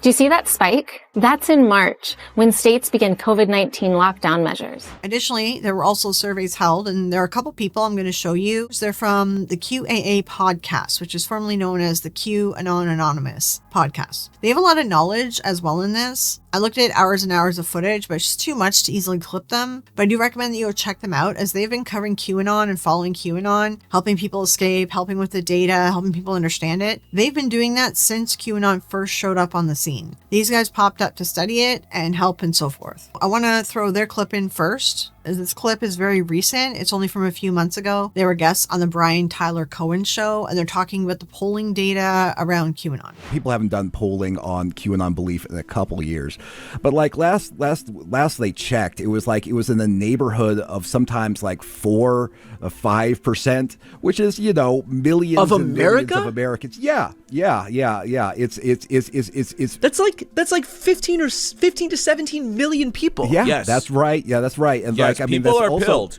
That's also happens to be roughly the same level of polling for belief in that there's a cabal of lizard people who rule the world. There's lots of people who believe some silly things. To be fair, QAnon believers also believe that these are lizard people anyway. So anyway, just want to say that. All right, now let's take a look at Mickey explaining the poll that was done. Again, Mickey's video is from a few years back, but it was when the polling data was pretty fresh. So it's a little bit of a different perspective. Nearly 1 in 5 Americans self-identify as QAnon believers. And to be clear, the way that they conducted this self-report poll was not by asking people outright, are you a QAnon believer? Because that would skew a lot of the data. But the way that they asked this was by asking them 3 questions that touched on the core tenets of QAnon beliefs and asking people to rate how they agreed or disagreed with that on a scale of 5, starting with strongly agree to all the way to strongly disagree. And so with that data, we found that 1 in 5 people actually do agree or choose to believe in the core tenets of QAnon. And again, as a reminder, Mickey is a therapist. She went to school for this. She understands how to read research studies. She understands how to read this data and how to process this data. And she has a bunch of references and everything as well in her video. And I do link everything below in my references doc. I'll try to put her video actually like at the top above the references doc link, just because she does provide a lot of stats and you may want to double check them. I also can be a bit of a data nerd. I like data analysis too. This kind of stuff, it helps me visualize and understand a situation better as well. So that's why I also wanted to include this part of her video, and hopefully it's helpful to all you to kind of be able to visualize the numbers. The majority of these people are conservative, especially far-right conservative. The majority of these people are religious, particularly Christian or some denomination thereof. The majority of these people are Trump loyalists. The majority of these people are white, and the majority of these people have a household income of less than $50,000 a year. I wanted to talk about this because it is worth having a discussion about what we know about these populations generally speaking, from statistics and like Pew Research polls and things like that. These people tend to be less college educated. I think this is a really important piece of the discussion, not because we should be shitting on people who aren't college educated, because college is a privilege that more and more people are continuing to not have access to because it is so disproportionately fucking expensive. That's a conversation for a different day. But because college serves as a catalyst for a lot of folks to be doing the work where, first of all, we're exposed to a lot more diversity in our lives than we ever have been, because a lot of us attend college at the age of like 18 to 20 something, but also because college provides folks with an environment that prioritizes critical thinking, especially at the postgraduate level, but college generally. There's a lot of learning and a lot of training that happens about how to interpret research, how to interpret news, how to interpret facts, and how to make a conscientious judgment about a piece of information using like good faith perspective. These are really valuable skills when we talk about wading through misinformation and disinformation, especially because media literacy is continuing to be an issue with populations like QAnon, or like the populations who believe in QAnon anyways. And so for this population to be generally not college educated, in my opinion, speaks volumes about what's potentially happening there. Now, this part I do find interesting because a while back I was interviewing Benjamin Radford for one of my videos, and we were talking about when did you learn critical thinking? That was sort of like a topic of ours. I do remember taking some courses. It was philosophy courses. At the time we had like a grade 13. It was like a pre-university thing that you did. If you wanted to go to university, you had to do this grade 13 thing here. In that course, in the philosophy course, we started learning critical thinking as well. There's a really fun science class that was like Mythbuster level stuff. It was really fun. And there's critical thinking in that too. But after that, it was like, yeah, college was the place that really taught more about critical thinking, how to analyze data, how to fact check stuff. Like, college was the place where I really learned all these kind of things. And when I was talking to Ben about it, we were both saying that it's very sad that grade school and high school aren't teaching people this, because a lot of people don't go to college, especially in America. It's weird. You guys have like the SATs, and it's very difficult to get into a college. Like, you have to compete with people. They look at your SATs, they look at your volunteer work, all your extracurricular activities and everything like that. Here in Canada, you just have to have good grades. Like, there's no SAT as well. Like, thank God, because I'm not great at testing, but I'm really good at doing all the other work, like writing and everything else. So people that don't do well with tests, they can have a easier chance to get into university, because then it's like your mark is based on tests and writing and doing the actual work, et cetera, et cetera. That's why I just find the SATs a really wild thing that you guys have to go through. Anyway, like usual, another side tangent. But I do agree with her. Not many people are able to afford or even go to college. Again, in America especially, because colleges seem to be, or at least if you took pre-courses after high school, that is where you kind of learn these skills. And that's a problem. And I think that we can kind of look at some of the stuff going on in the world and realize that a lot of this is just people that don't know how to do critical thinking, people that don't have media literacy. And so links back into, if you're new to my channel, I also cover psychics, paranormal fakers, things like that. So it's the same problems that we see in the psychic world, in the paranormal world. It's the same issues. People that don't have media literacy, people that don't know how to do critical thinking, people that don't know how to analyze the situation, people that can't recognize disinformation and misinformation. And when we get to that point, we end up with things like QAnon, like conspiracy theories that have gone totally out of control. I wanted to leave this part that she's talking about with college here, because I do think this is a huge point. We should be learning this at younger ages, younger grades, but for whatever reason we don't. But mind you, in Canada, there's an argument to be made that Canada does teach some critical thinking at a younger age, but they did it through TV shows and commercials like back in the day. Don't know if they really do it much anymore, because who watches TV? But that's topic for another day. Okay, now let's delve into religion. The other thing about this population that's of note, in my opinion, is that statistically speaking, again, I'm going to put sources for all of this in the description, by the way, but statistically speaking, because the majority of QAnon believers are religious, what we know about religious populations, especially evangelical Christian, but like Christian people generally, is that statistically speaking, they're much less open to going to therapy, viewing therapy in a positive light, or like being open and comfortable with discussions about therapy and mental illness. So her explanation from a therapist point of view, I think it's really important from like a layperson like myself looking at this. If you're in the spiritual community, this would be like shadow work if you're familiar. The idea behind this is that if you deny that there's mental illness in the world, if you deny that we always should be working on ourselves and trying to become a better person, if you deny things like that,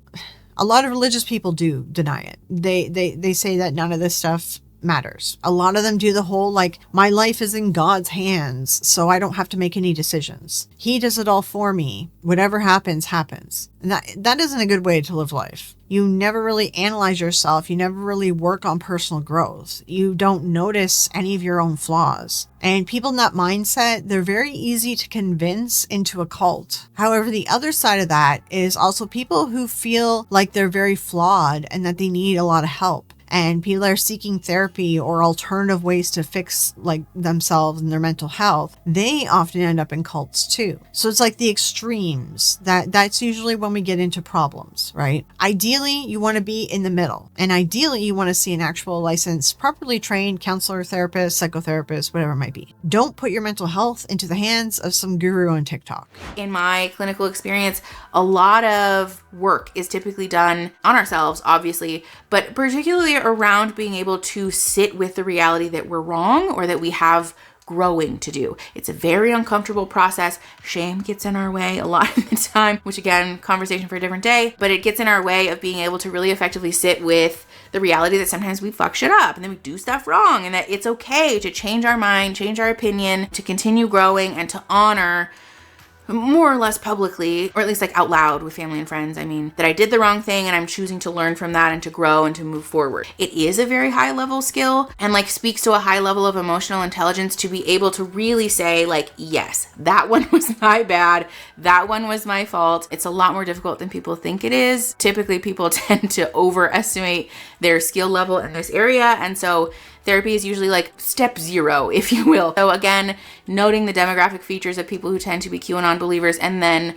analyzing what belief systems tend to come along with those demographic features is really helpful, I think, in painting a picture of people who are oftentimes lacking in the opportunity and the experiences and the resources to participate and to learn the skills that tend to be protective factors against getting sucked into conspiracy theories and cults and things like that. That is why over the especially last few years or more or so, I've been every year sort of deconstructing from what I grew up in. I've been every year trying to analyze and figure out flaws, the holes and the issues, and trying to grow as a person. In doing so, I've walked away from the whole belief structure really that I grew up in. But that started cracking long ago, and I have a couple videos on that too you can check out. Okay, then in her video, she discusses how people who consume alt-right media and far-right media are disproportionately more likely to be part of QAnon. I think that we all know this. Again, this video is from a few years back. We all know this by now, that news, media, social media, AI, whatever, is playing a huge role in whether people fall for conspiracy theories, QAnon, get pulled down rabbit holes that they wouldn't normally be down. I think we're all aware that media is a huge problem. So I'm not going to include all the data from that because I think that's kind of an obvious thing nowadays. And now she's going to touch on some statistics on the uncomfortable part, which is the white supremacy angle to all of this. After all, the blood libel is the main mythos that started all this. And white supremacy was really fueled by and started by anti-Semitists, but it took on like all races that weren't white. The other unifying demographic feature of QAnon believers, which is far and away people who tend to be white supremacists. People who are white supremacists who view themselves as part of a superior group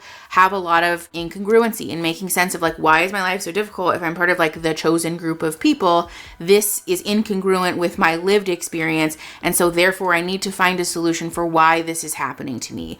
It speaks very much, in my opinion, to a desire to make meaning out of something that doesn't necessarily, well, it does have meaning, but not in the way that they think it does. And so the racist undertones of this are also really important to acknowledge, and something that cannot be separated from QAnon. Like the racist overtones rather, and the QAnon beliefs are one and the same. You can't separate them from each other, which I think is also why a lot of people are sort of flabbergasted by how many people believe this. But again, it's a pipeline. I do agree with her that you can't separate them. However, there's a lot of like older generation, boomers, Gen Xers or whatever, a lot of women whose kids are all grown up out of the house or just recently grown up out of the house, and a lot of them have fallen for QAnon solely because it's about saving children. And they don't realize that there is a lot of white supremacy stuff going on within this organization. They'll eventually get pulled into the rhetoric because, as in any cult, you have to conform to what everyone else is doing. Otherwise, you face being ostracized, kicked out, and so forth. They end up becoming something that they would have never become if it wasn't for them being stuck in a cult like this. Okay, now that we understand the demographics of the type of people that get pulled into this, now I want to discuss the entry points, because there's a lot more than people realize, and it is way too easy to fall into QAnon because of social media algorithms and because the entry points have expanded so much due to the cultic milieu.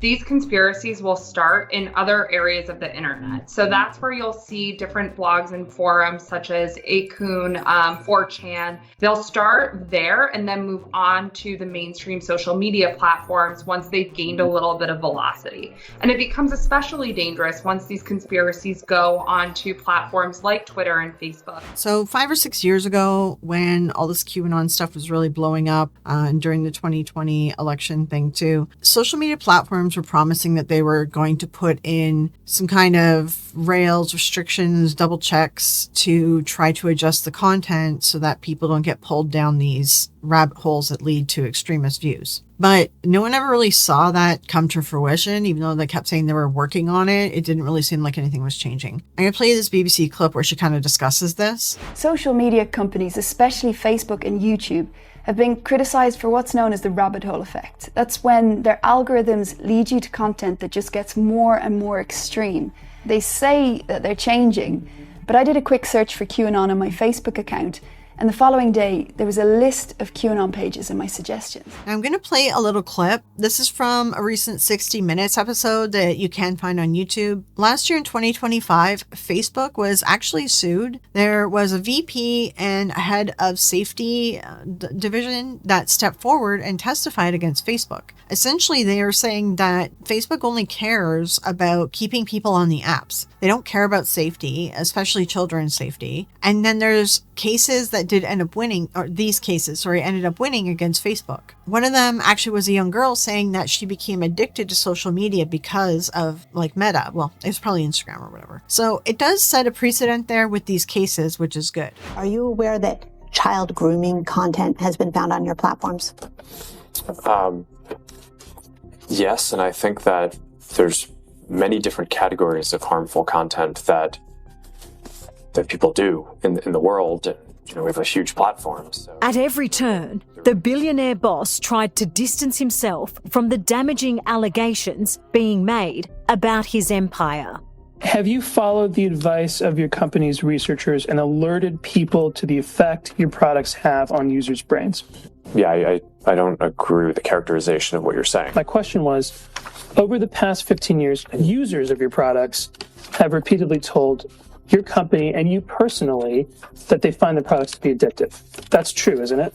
I think people have raised a bunch of questions, and I think people sometimes use that word colloquially.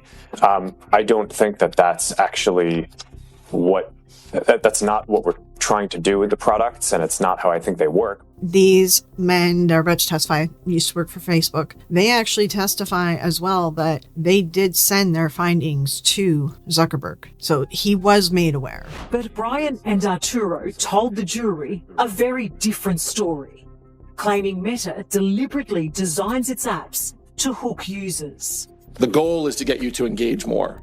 Thing that I experienced is sort of like a culture of see no evil, hear no evil, speak no evil, where it was hard to have honest, data-driven, thorough discussions about safety in discussing these harms. So Meta's lawyers argued in court that the company has taken numerous steps to protect young users from harm and is upfront with parents about the potential risks. I think there are professionals at gaslighting. It's so misleading.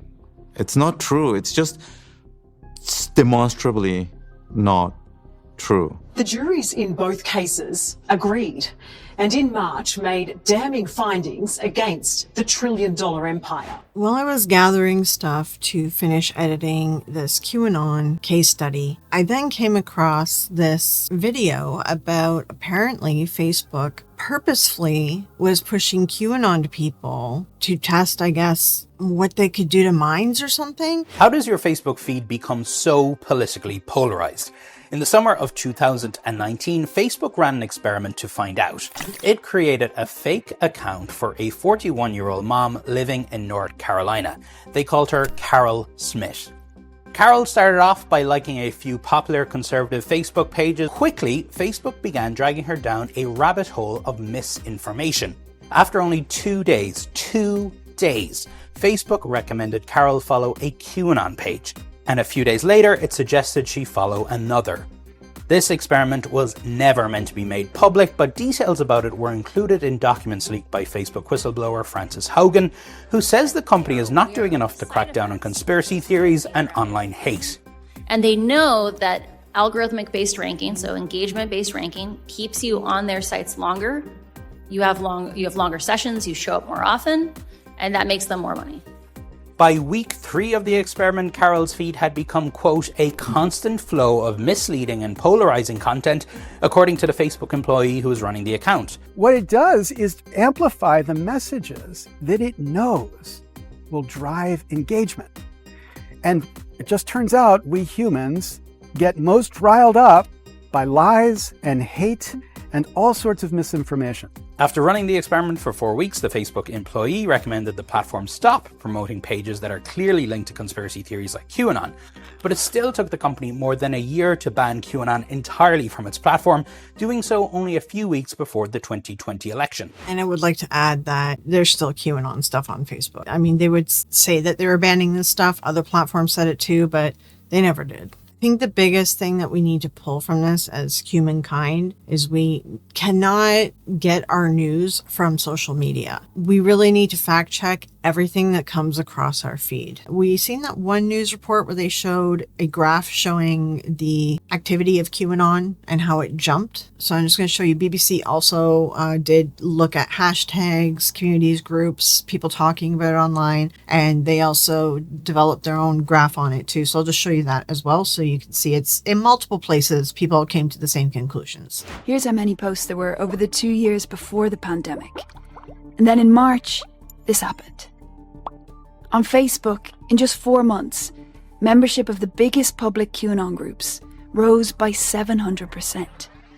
Now let's dig into the different funnels, the topics that you can be funneled through to get into QAnon. QAnon content is reaching a new audience and in some unexpected places. Anti-vaccination, anti-mask activists have embraced the conspiracy theory. Instagram is riddled with QAnon conspiracies, spread in flashy posts by lifestyle influencers, mommy bloggers, and alternative health pages. These entry points were some of the communities that I was a part of back in the day when I was still in this sort of world. Spiritualists, communities, and then, Anonymous was a whole separate thing too. But the entry points are just so broad and so many topics that it leads you back into QAnon. And I do like Mickey's little quick explanation of it as well. So I'm going to throw that in here. She also shows some images from Instagram and stuff that pull people in. But the holistic wellness, essential oils are better than medicine. Don't trust big pharma. Herbalism is the way to go. And then whoop, there we are. We made it to QAnon. Divine femininity, celebrating divine feminineness, and the sacred nature of the feminine body, turning into trad wife stuff, turning into alt-right stuff, and then whoop, there we are, we're into QAnon. Homesteading, we've seen this happen particularly on Instagram. Folks who have a lot of distrust in the food and the supply chain issues and all that we've seen post-COVID. So there's a desire for folks to be growing their own food at home and returning to traditional ways of life and returning to the olden days, and then whoop, there we are, back into QAnon and our distrust of the government and the FDA. Paganism and crystals and again essential oils and witchcraft and things like that. That very quickly lends itself to this pathway also, because there is this sort of distrust for authority and interest in sort of going your own way, which can be an entry point for folks into the QAnon belief system. Like I said, I experienced this stuff firsthand. I was in these communities. I was part of this world. But I've always been very cognizant about politics and religion because that's sort of how I was raised. And so when I saw things were taking this weird path when QAnon invaded it, I just sort of noped out of everything. And when you lose your communities, it can be quite unsettling. The spiritual community kind of really hit first because there's definitely a spiritual pipeline for this. And I do think that kind of started my deconstructing, but it took me a while before I was really recognizing it. Because at the time I ended up deciding I'm taking a break from anything woo-woo oriented for the first time in my entire life. Because I was born into this kind of stuff. So I never took a break from it. There was something else too that was happening at the same time. It's just an extra stressor that caused me to take a break. But then I was working in technology and I was doing some stuff with Anonymous, and it invaded Anonymous as well. And that's just when I quit everything. And actually, also, I used to work in politics for a long time. And I also stopped working in politics too, because they're just the most hateful people were coming out of the woodwork. And it was QAnon that was causing all the weird stuff. But yeah, I stopped doing anything anonymous. I didn't go on the dark web anymore. I didn't talk to anyone in there anymore,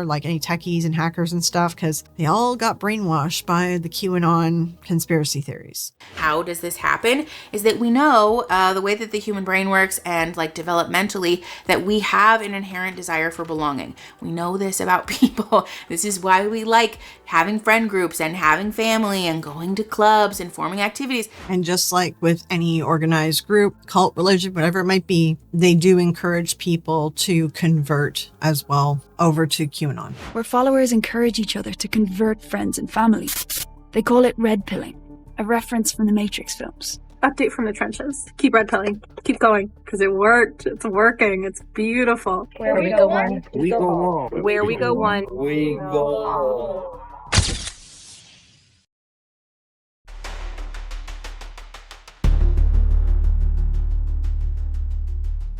Now let's look at the actual people, the believers, the family and friends, the victims, the people who escaped QAnon. Let's hear directly from them and see what they have to say. The elites We've been suppressed. We've been lied to all of our lives. And now our eyes are open. We're taking our country back. We're going back to a republic. Facts, only facts. This is where QAnon ends up pulling in people, because we all know that the billionaires and the elites are kind of controlling the world. We live in a capitalist global economy world. I think most of us already knew this. So there's a negative truth in there which draws people in. QAnon does the whole save the children stuff, that children are getting hurt because they're trying to draw in people that may have some sort of empathy, or maybe mothers, right?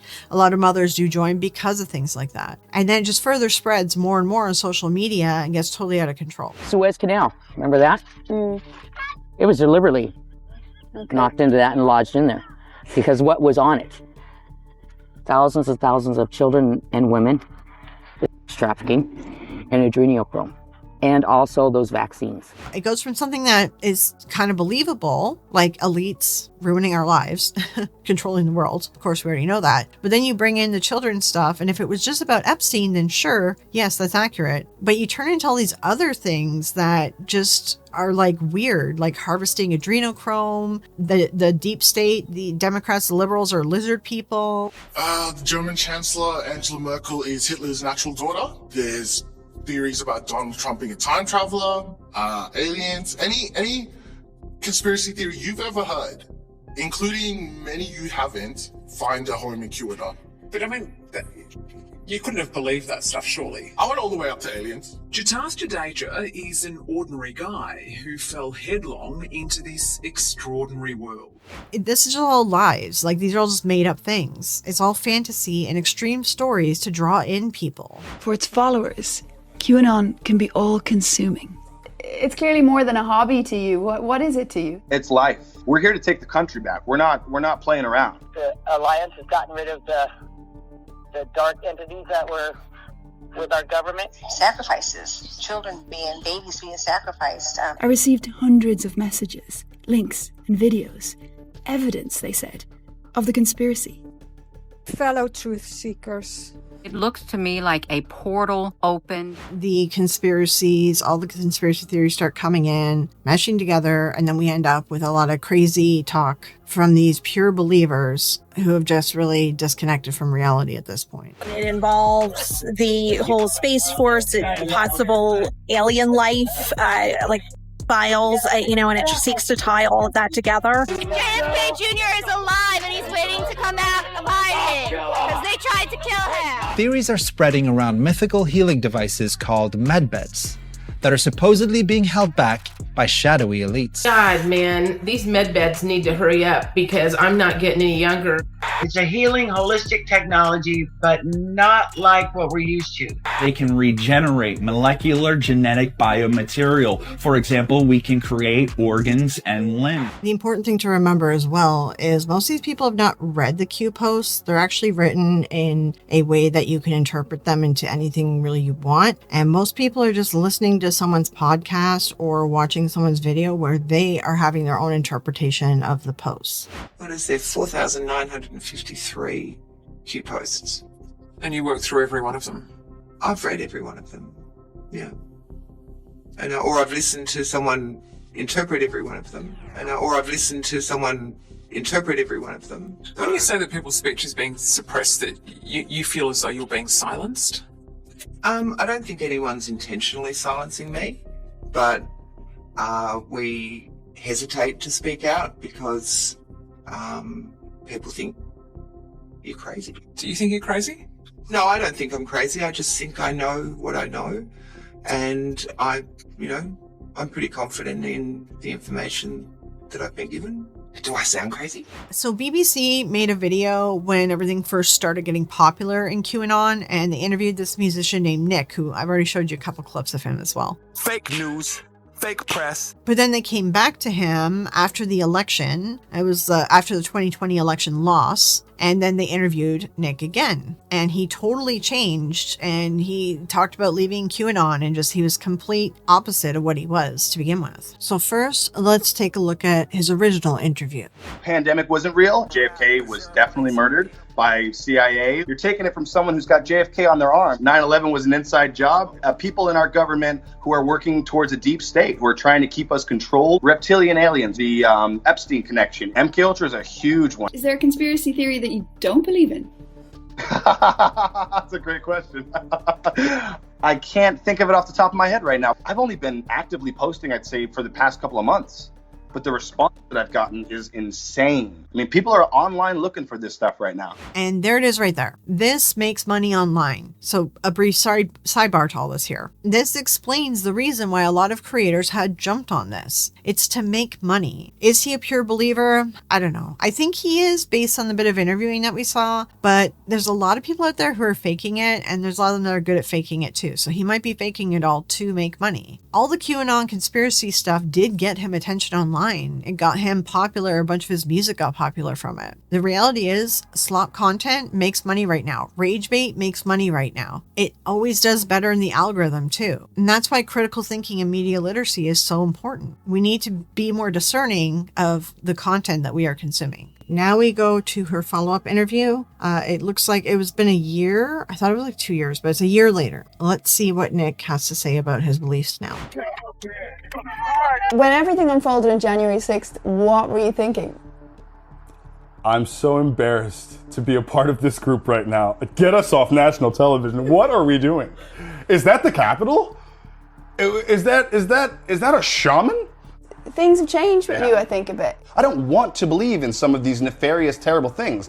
The information that I've researched has led me there. So when the information that I've researched has not led me to there, and President Trump is not the president, and Joe Biden's our president, then yeah, like, I'm going to be a realist and say that this isn't what I thought was going to happen. You know, a lot of people were supposed to get arrested. That didn't happen. So we really see the swing here, that his mind seems to be clear, and he's starting to realize all the issues and the failed prophecies of QAnon. However, the interviewer does then sit down with him to watch a QAnon conference, and that gets Nick all riled up, and he gets pulled right back in. This is what you see with a typical cult member, cult victim mindsets. It's easy to pull them back in, or easy to pull them into another cult altogether. Nick and I sat down to watch some videos from a QAnon conference in Las Vegas. Oh my God, Jim Caviezel was there? From the slavery that sin makes out of all of us. The actor has been open about his belief in the conspiracy. That's what this is about. I'll be honest with you, right now in this fucking moment, Stephanie, I do believe wholeheartedly. Why? Why do you think he must know more? Why not? Why not? He's been places I haven't been. He's met people I don't know. He's probably in contact with a lot of military people who know about this military operation. Why would you think that? Why would he be here? For the same reason that you would be there if you were a famous actor and it would be useful for them to get you in as a speaker. He is no longer going to be cast in any Hollywood movies. People think he's absolutely insane. But this energized Nick. And here was a glimpse into just how easily he could slip back into all of this. He could get pulled back in to all of it. Hold up. I want to stop you. In the words of Spock, it's only logical. Right there, you can see a lot of the magical thinking and sort of dropping reality to then fit this narrative of whatever your mind is trying to concoct or whatever's pleasing about this particular topic, cult topic, whatever. But yeah, so that is a comparison I wanted to show you guys, because I do think that it's really interesting that they were able to catch this on video, and you just really see how cult members just flip. You just get pulled right back in so quickly. And he got out and his mind was clear, and it was just so easy to pull him back in again. As we end this section on the believers, it's important that we now recognize the victims, and that is our next section.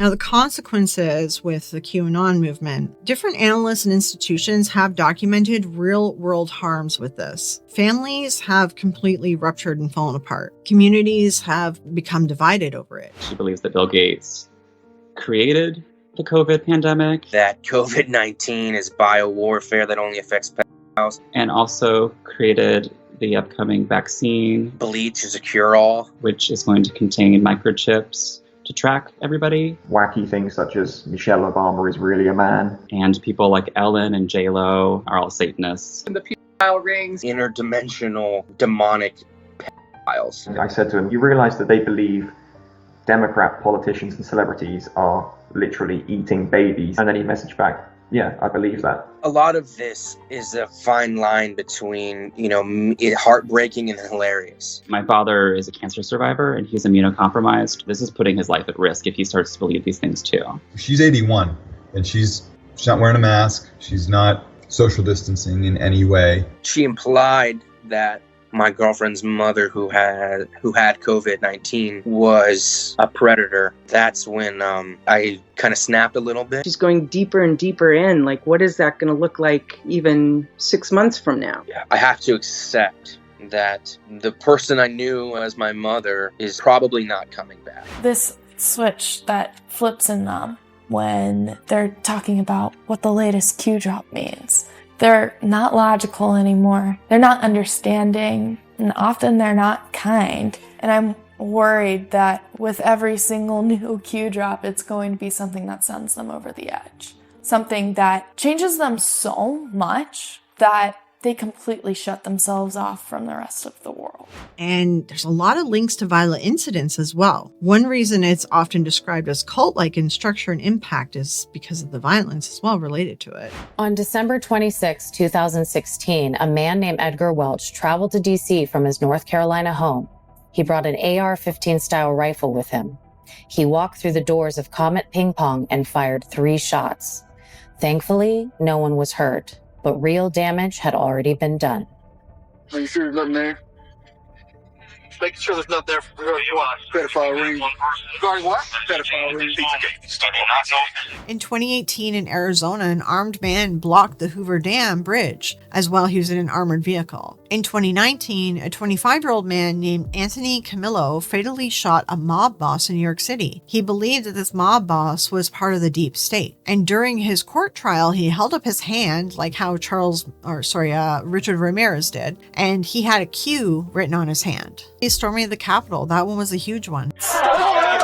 QAnon is the mother of all conspiracies. That resulted in 5 deaths in those first 36 hours of the incident, and multiple deaths of law enforcement officers happened in the following months after. Wikipedia reports that over 174 police officers were injured during the attack as well. Over 950 individuals were arrested in the aftermath, and they caused more than $2.7 million worth of damage. And there's been some other instances as well. I think I showed you guys some earlier too, but we'll revisit some of them here. A California man who subscribed to the QAnon beliefs has been arrested and charged for brutally killing his 2 young children. He said that he had been enlightened by the extremist group QAnon. He had received visions and signs revealing that his wife had, quote, possessed serpent DNA.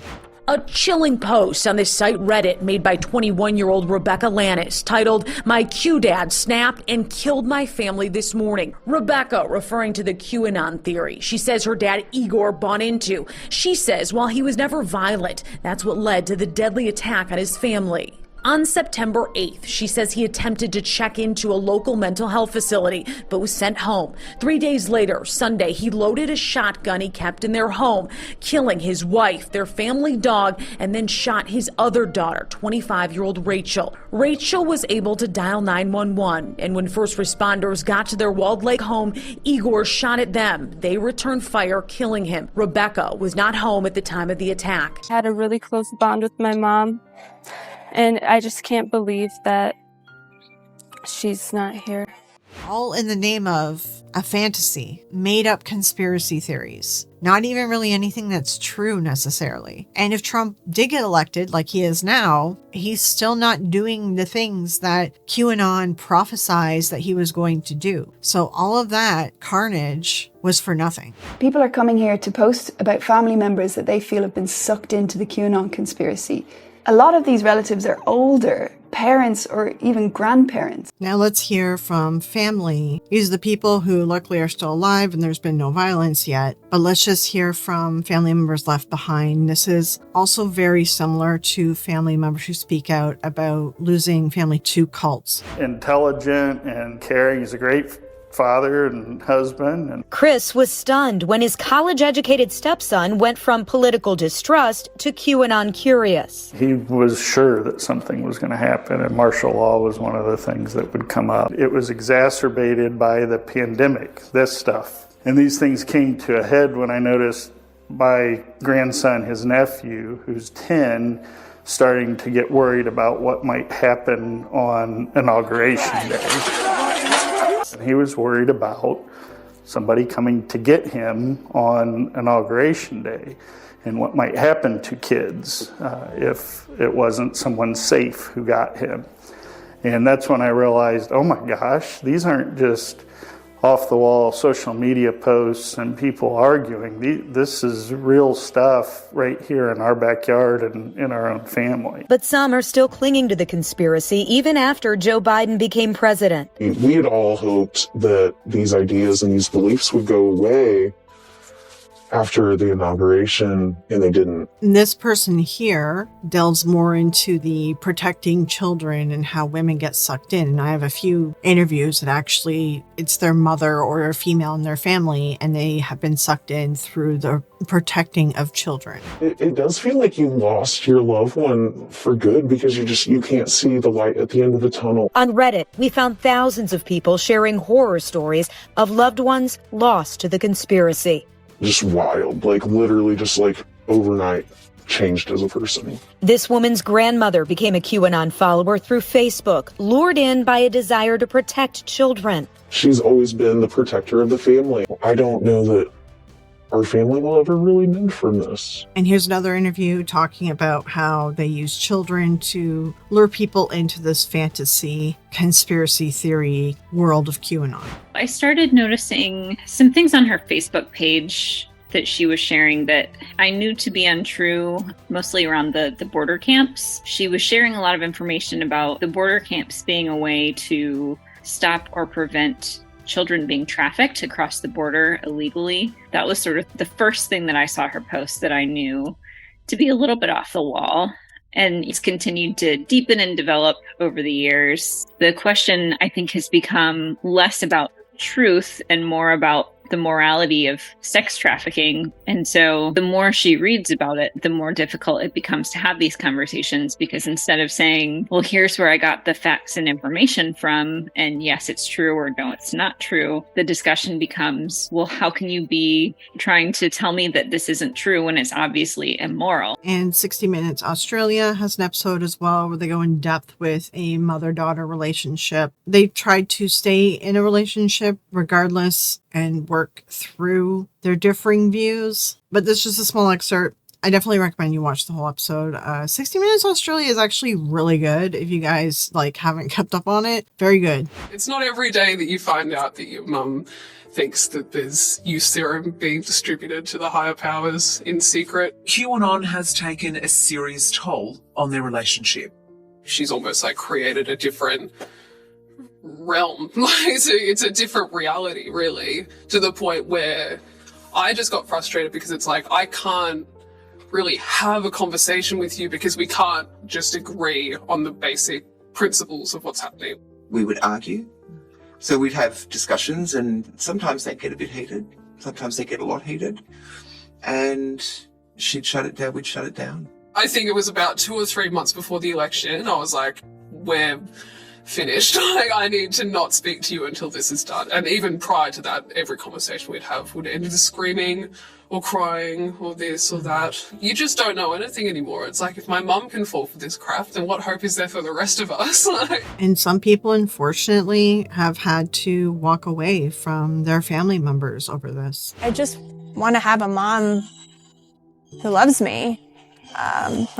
We're past that. We are right by the Washington Monument. She knows my wife is a Capitol Police officer. When she did that said everything to me, that she was willing to put my wife's life in danger. And if she had called me up or texted me later that day or the next day and said, hey, listen, I was at this rally, it got way out of hand, I'm really sorry, how are you guys?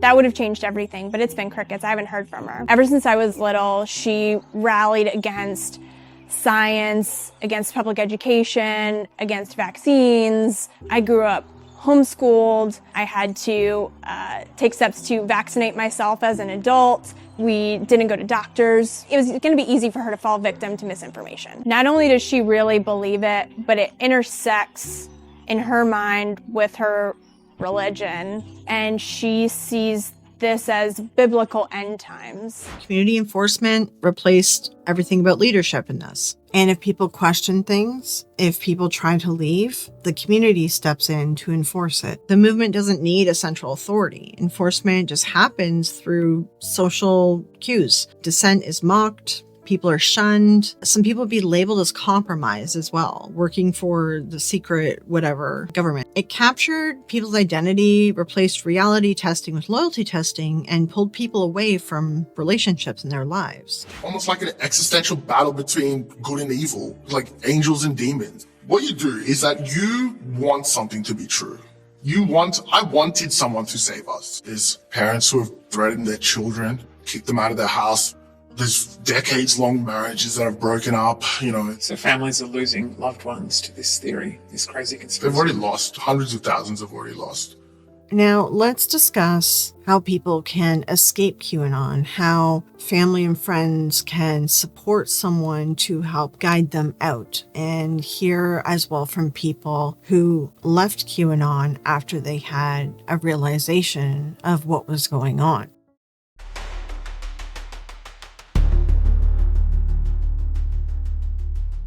Followers are trained to interpret pushback as proof that they're right, that the truth is being suppressed. And again, because there's no leader, it's very hard to dismantle something like this. The doctrine just keeps running and algorithms keep pushing it. Many people who were once QAnon adherents and have since moved on from the conspiracy describe a moment where they recognized that the goalpost had moved and moved and moved for so long that even if it was legit and true, they were just too over the rigmarole to care anymore. Even if they sincerely held their beliefs about the Democrats and their cabal, the amount of times they had to endure being lied to and the amount of work they had to put into justifying those very lies, it all became tiring and perhaps more importantly, evidence that the whole thing just might not actually be legit. And when learning about cults, one of the biggest things that everyone needs to take away, cult deprogramming 101 is there's no such thing as cult deprogramming. You can't force someone out. They have to come to it on their own. 19-year-old Layla Hay, a former QAnon adherent, says, "I knew that a lot of the predictions had never come true, but I didn't realize how many had not come true." While another adherent, only referred to as Megan in a Politico interview, said the following: "It took me about 5 months to start suspecting something was off. No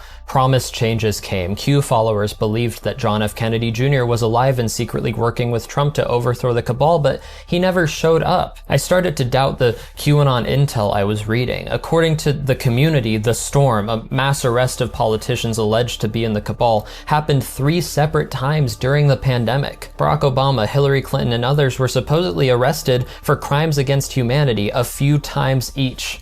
I thought, these stories must be lying. They can't be arrested again and again. Then Trump lost the election and it made me question the conspiracy further. His loss was not a part of the plan." When you listen to some of these stories about how people have left a cult, it always starts with something, it can be small or big, test their belief structure, and then cracks begin to form, and they eventually start realizing the issues, and then they find their way out. Now, listen to this story. This one's really important. There was a straw that broke the camel's back at a time where I was probably about teetering on the edge.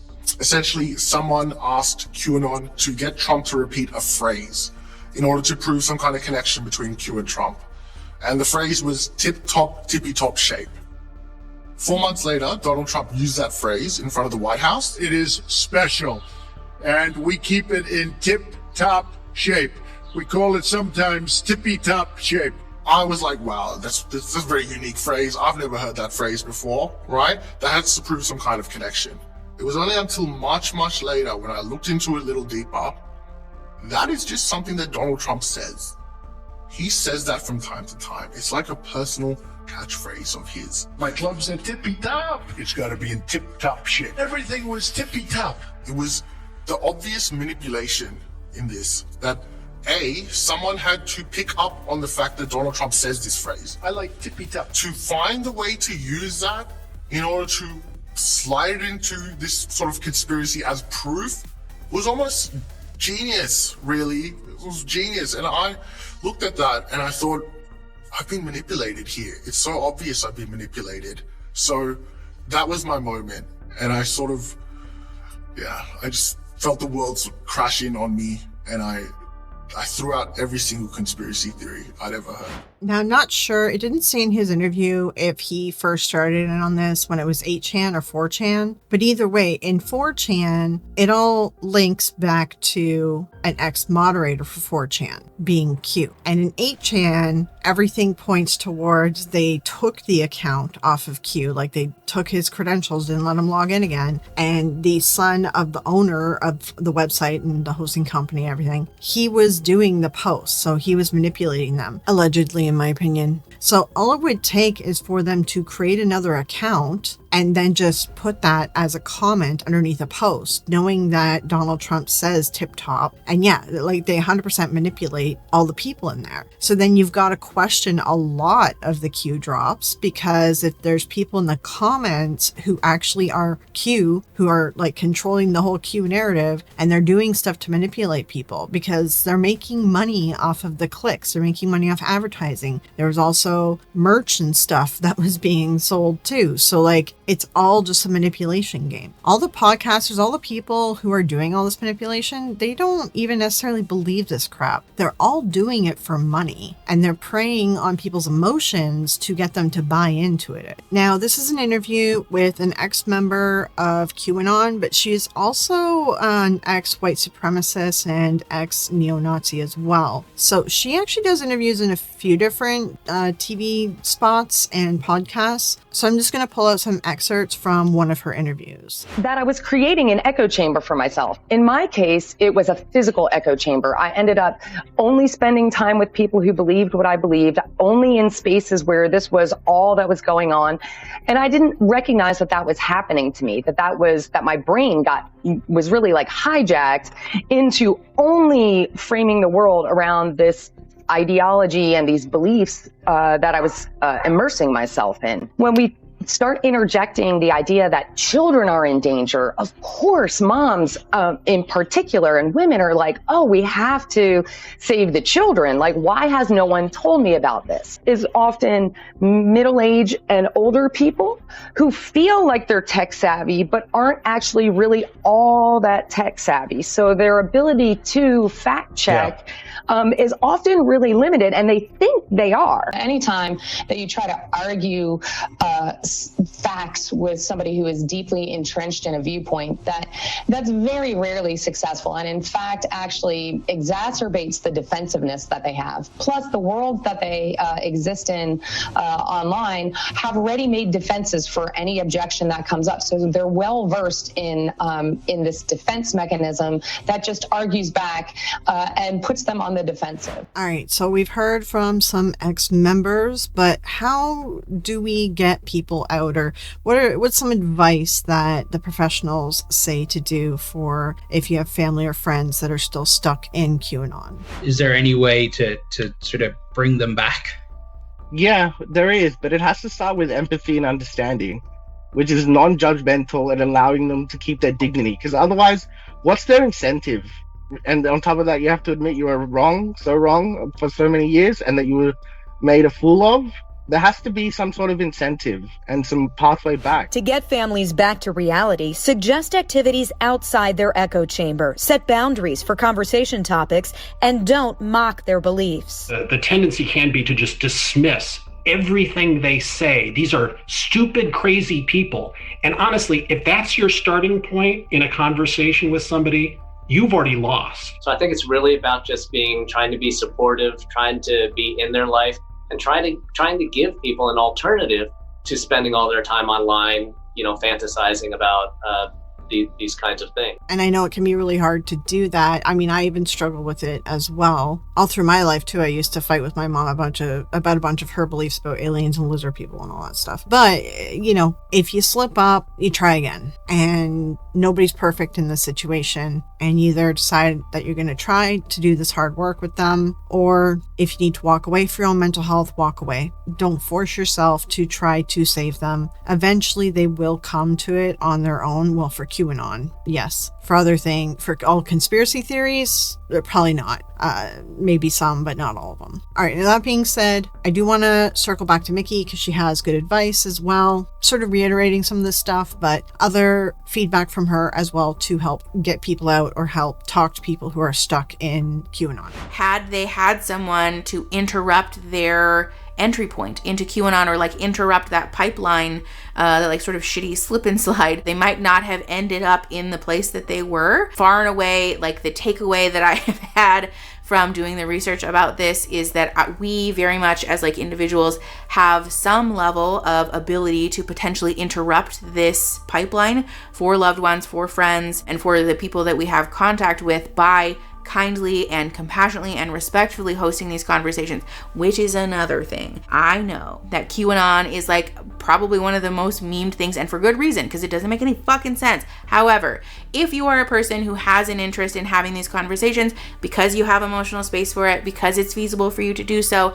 and because it feels safe for you to do so, it would behoove you to do the work of being able to host that conversation in a way that doesn't actively shit on and condescend to people, because this attitude of like, I cannot even believe that you would believe this, you are so stupid, this is so embarrassing, pushes people further into the pipeline. This is another thing that we have heard repeatedly from folks who have been sucked into QAnon and then eventually left and gotten out of there, is that the sort of meme rhetoric that people talk about QAnon with does very much further this persecution complex that is rampant in this community, that you can't trust the outsiders, no one will believe you, everyone will think you're crazy because we know the real truth. We are the enlightened ones, and of course they're upset that they don't know the truth, and so you can't believe them. They're going to laugh at you, and for good reason, because you know better than anyone else. It's a very seductive and insidious message for someone to get, and so furthering that conversation from that perspective is not helpful. I do want to give a like very clear caveat here though, that if you are not a person who feels comfortable doing this, who feels okay to do this,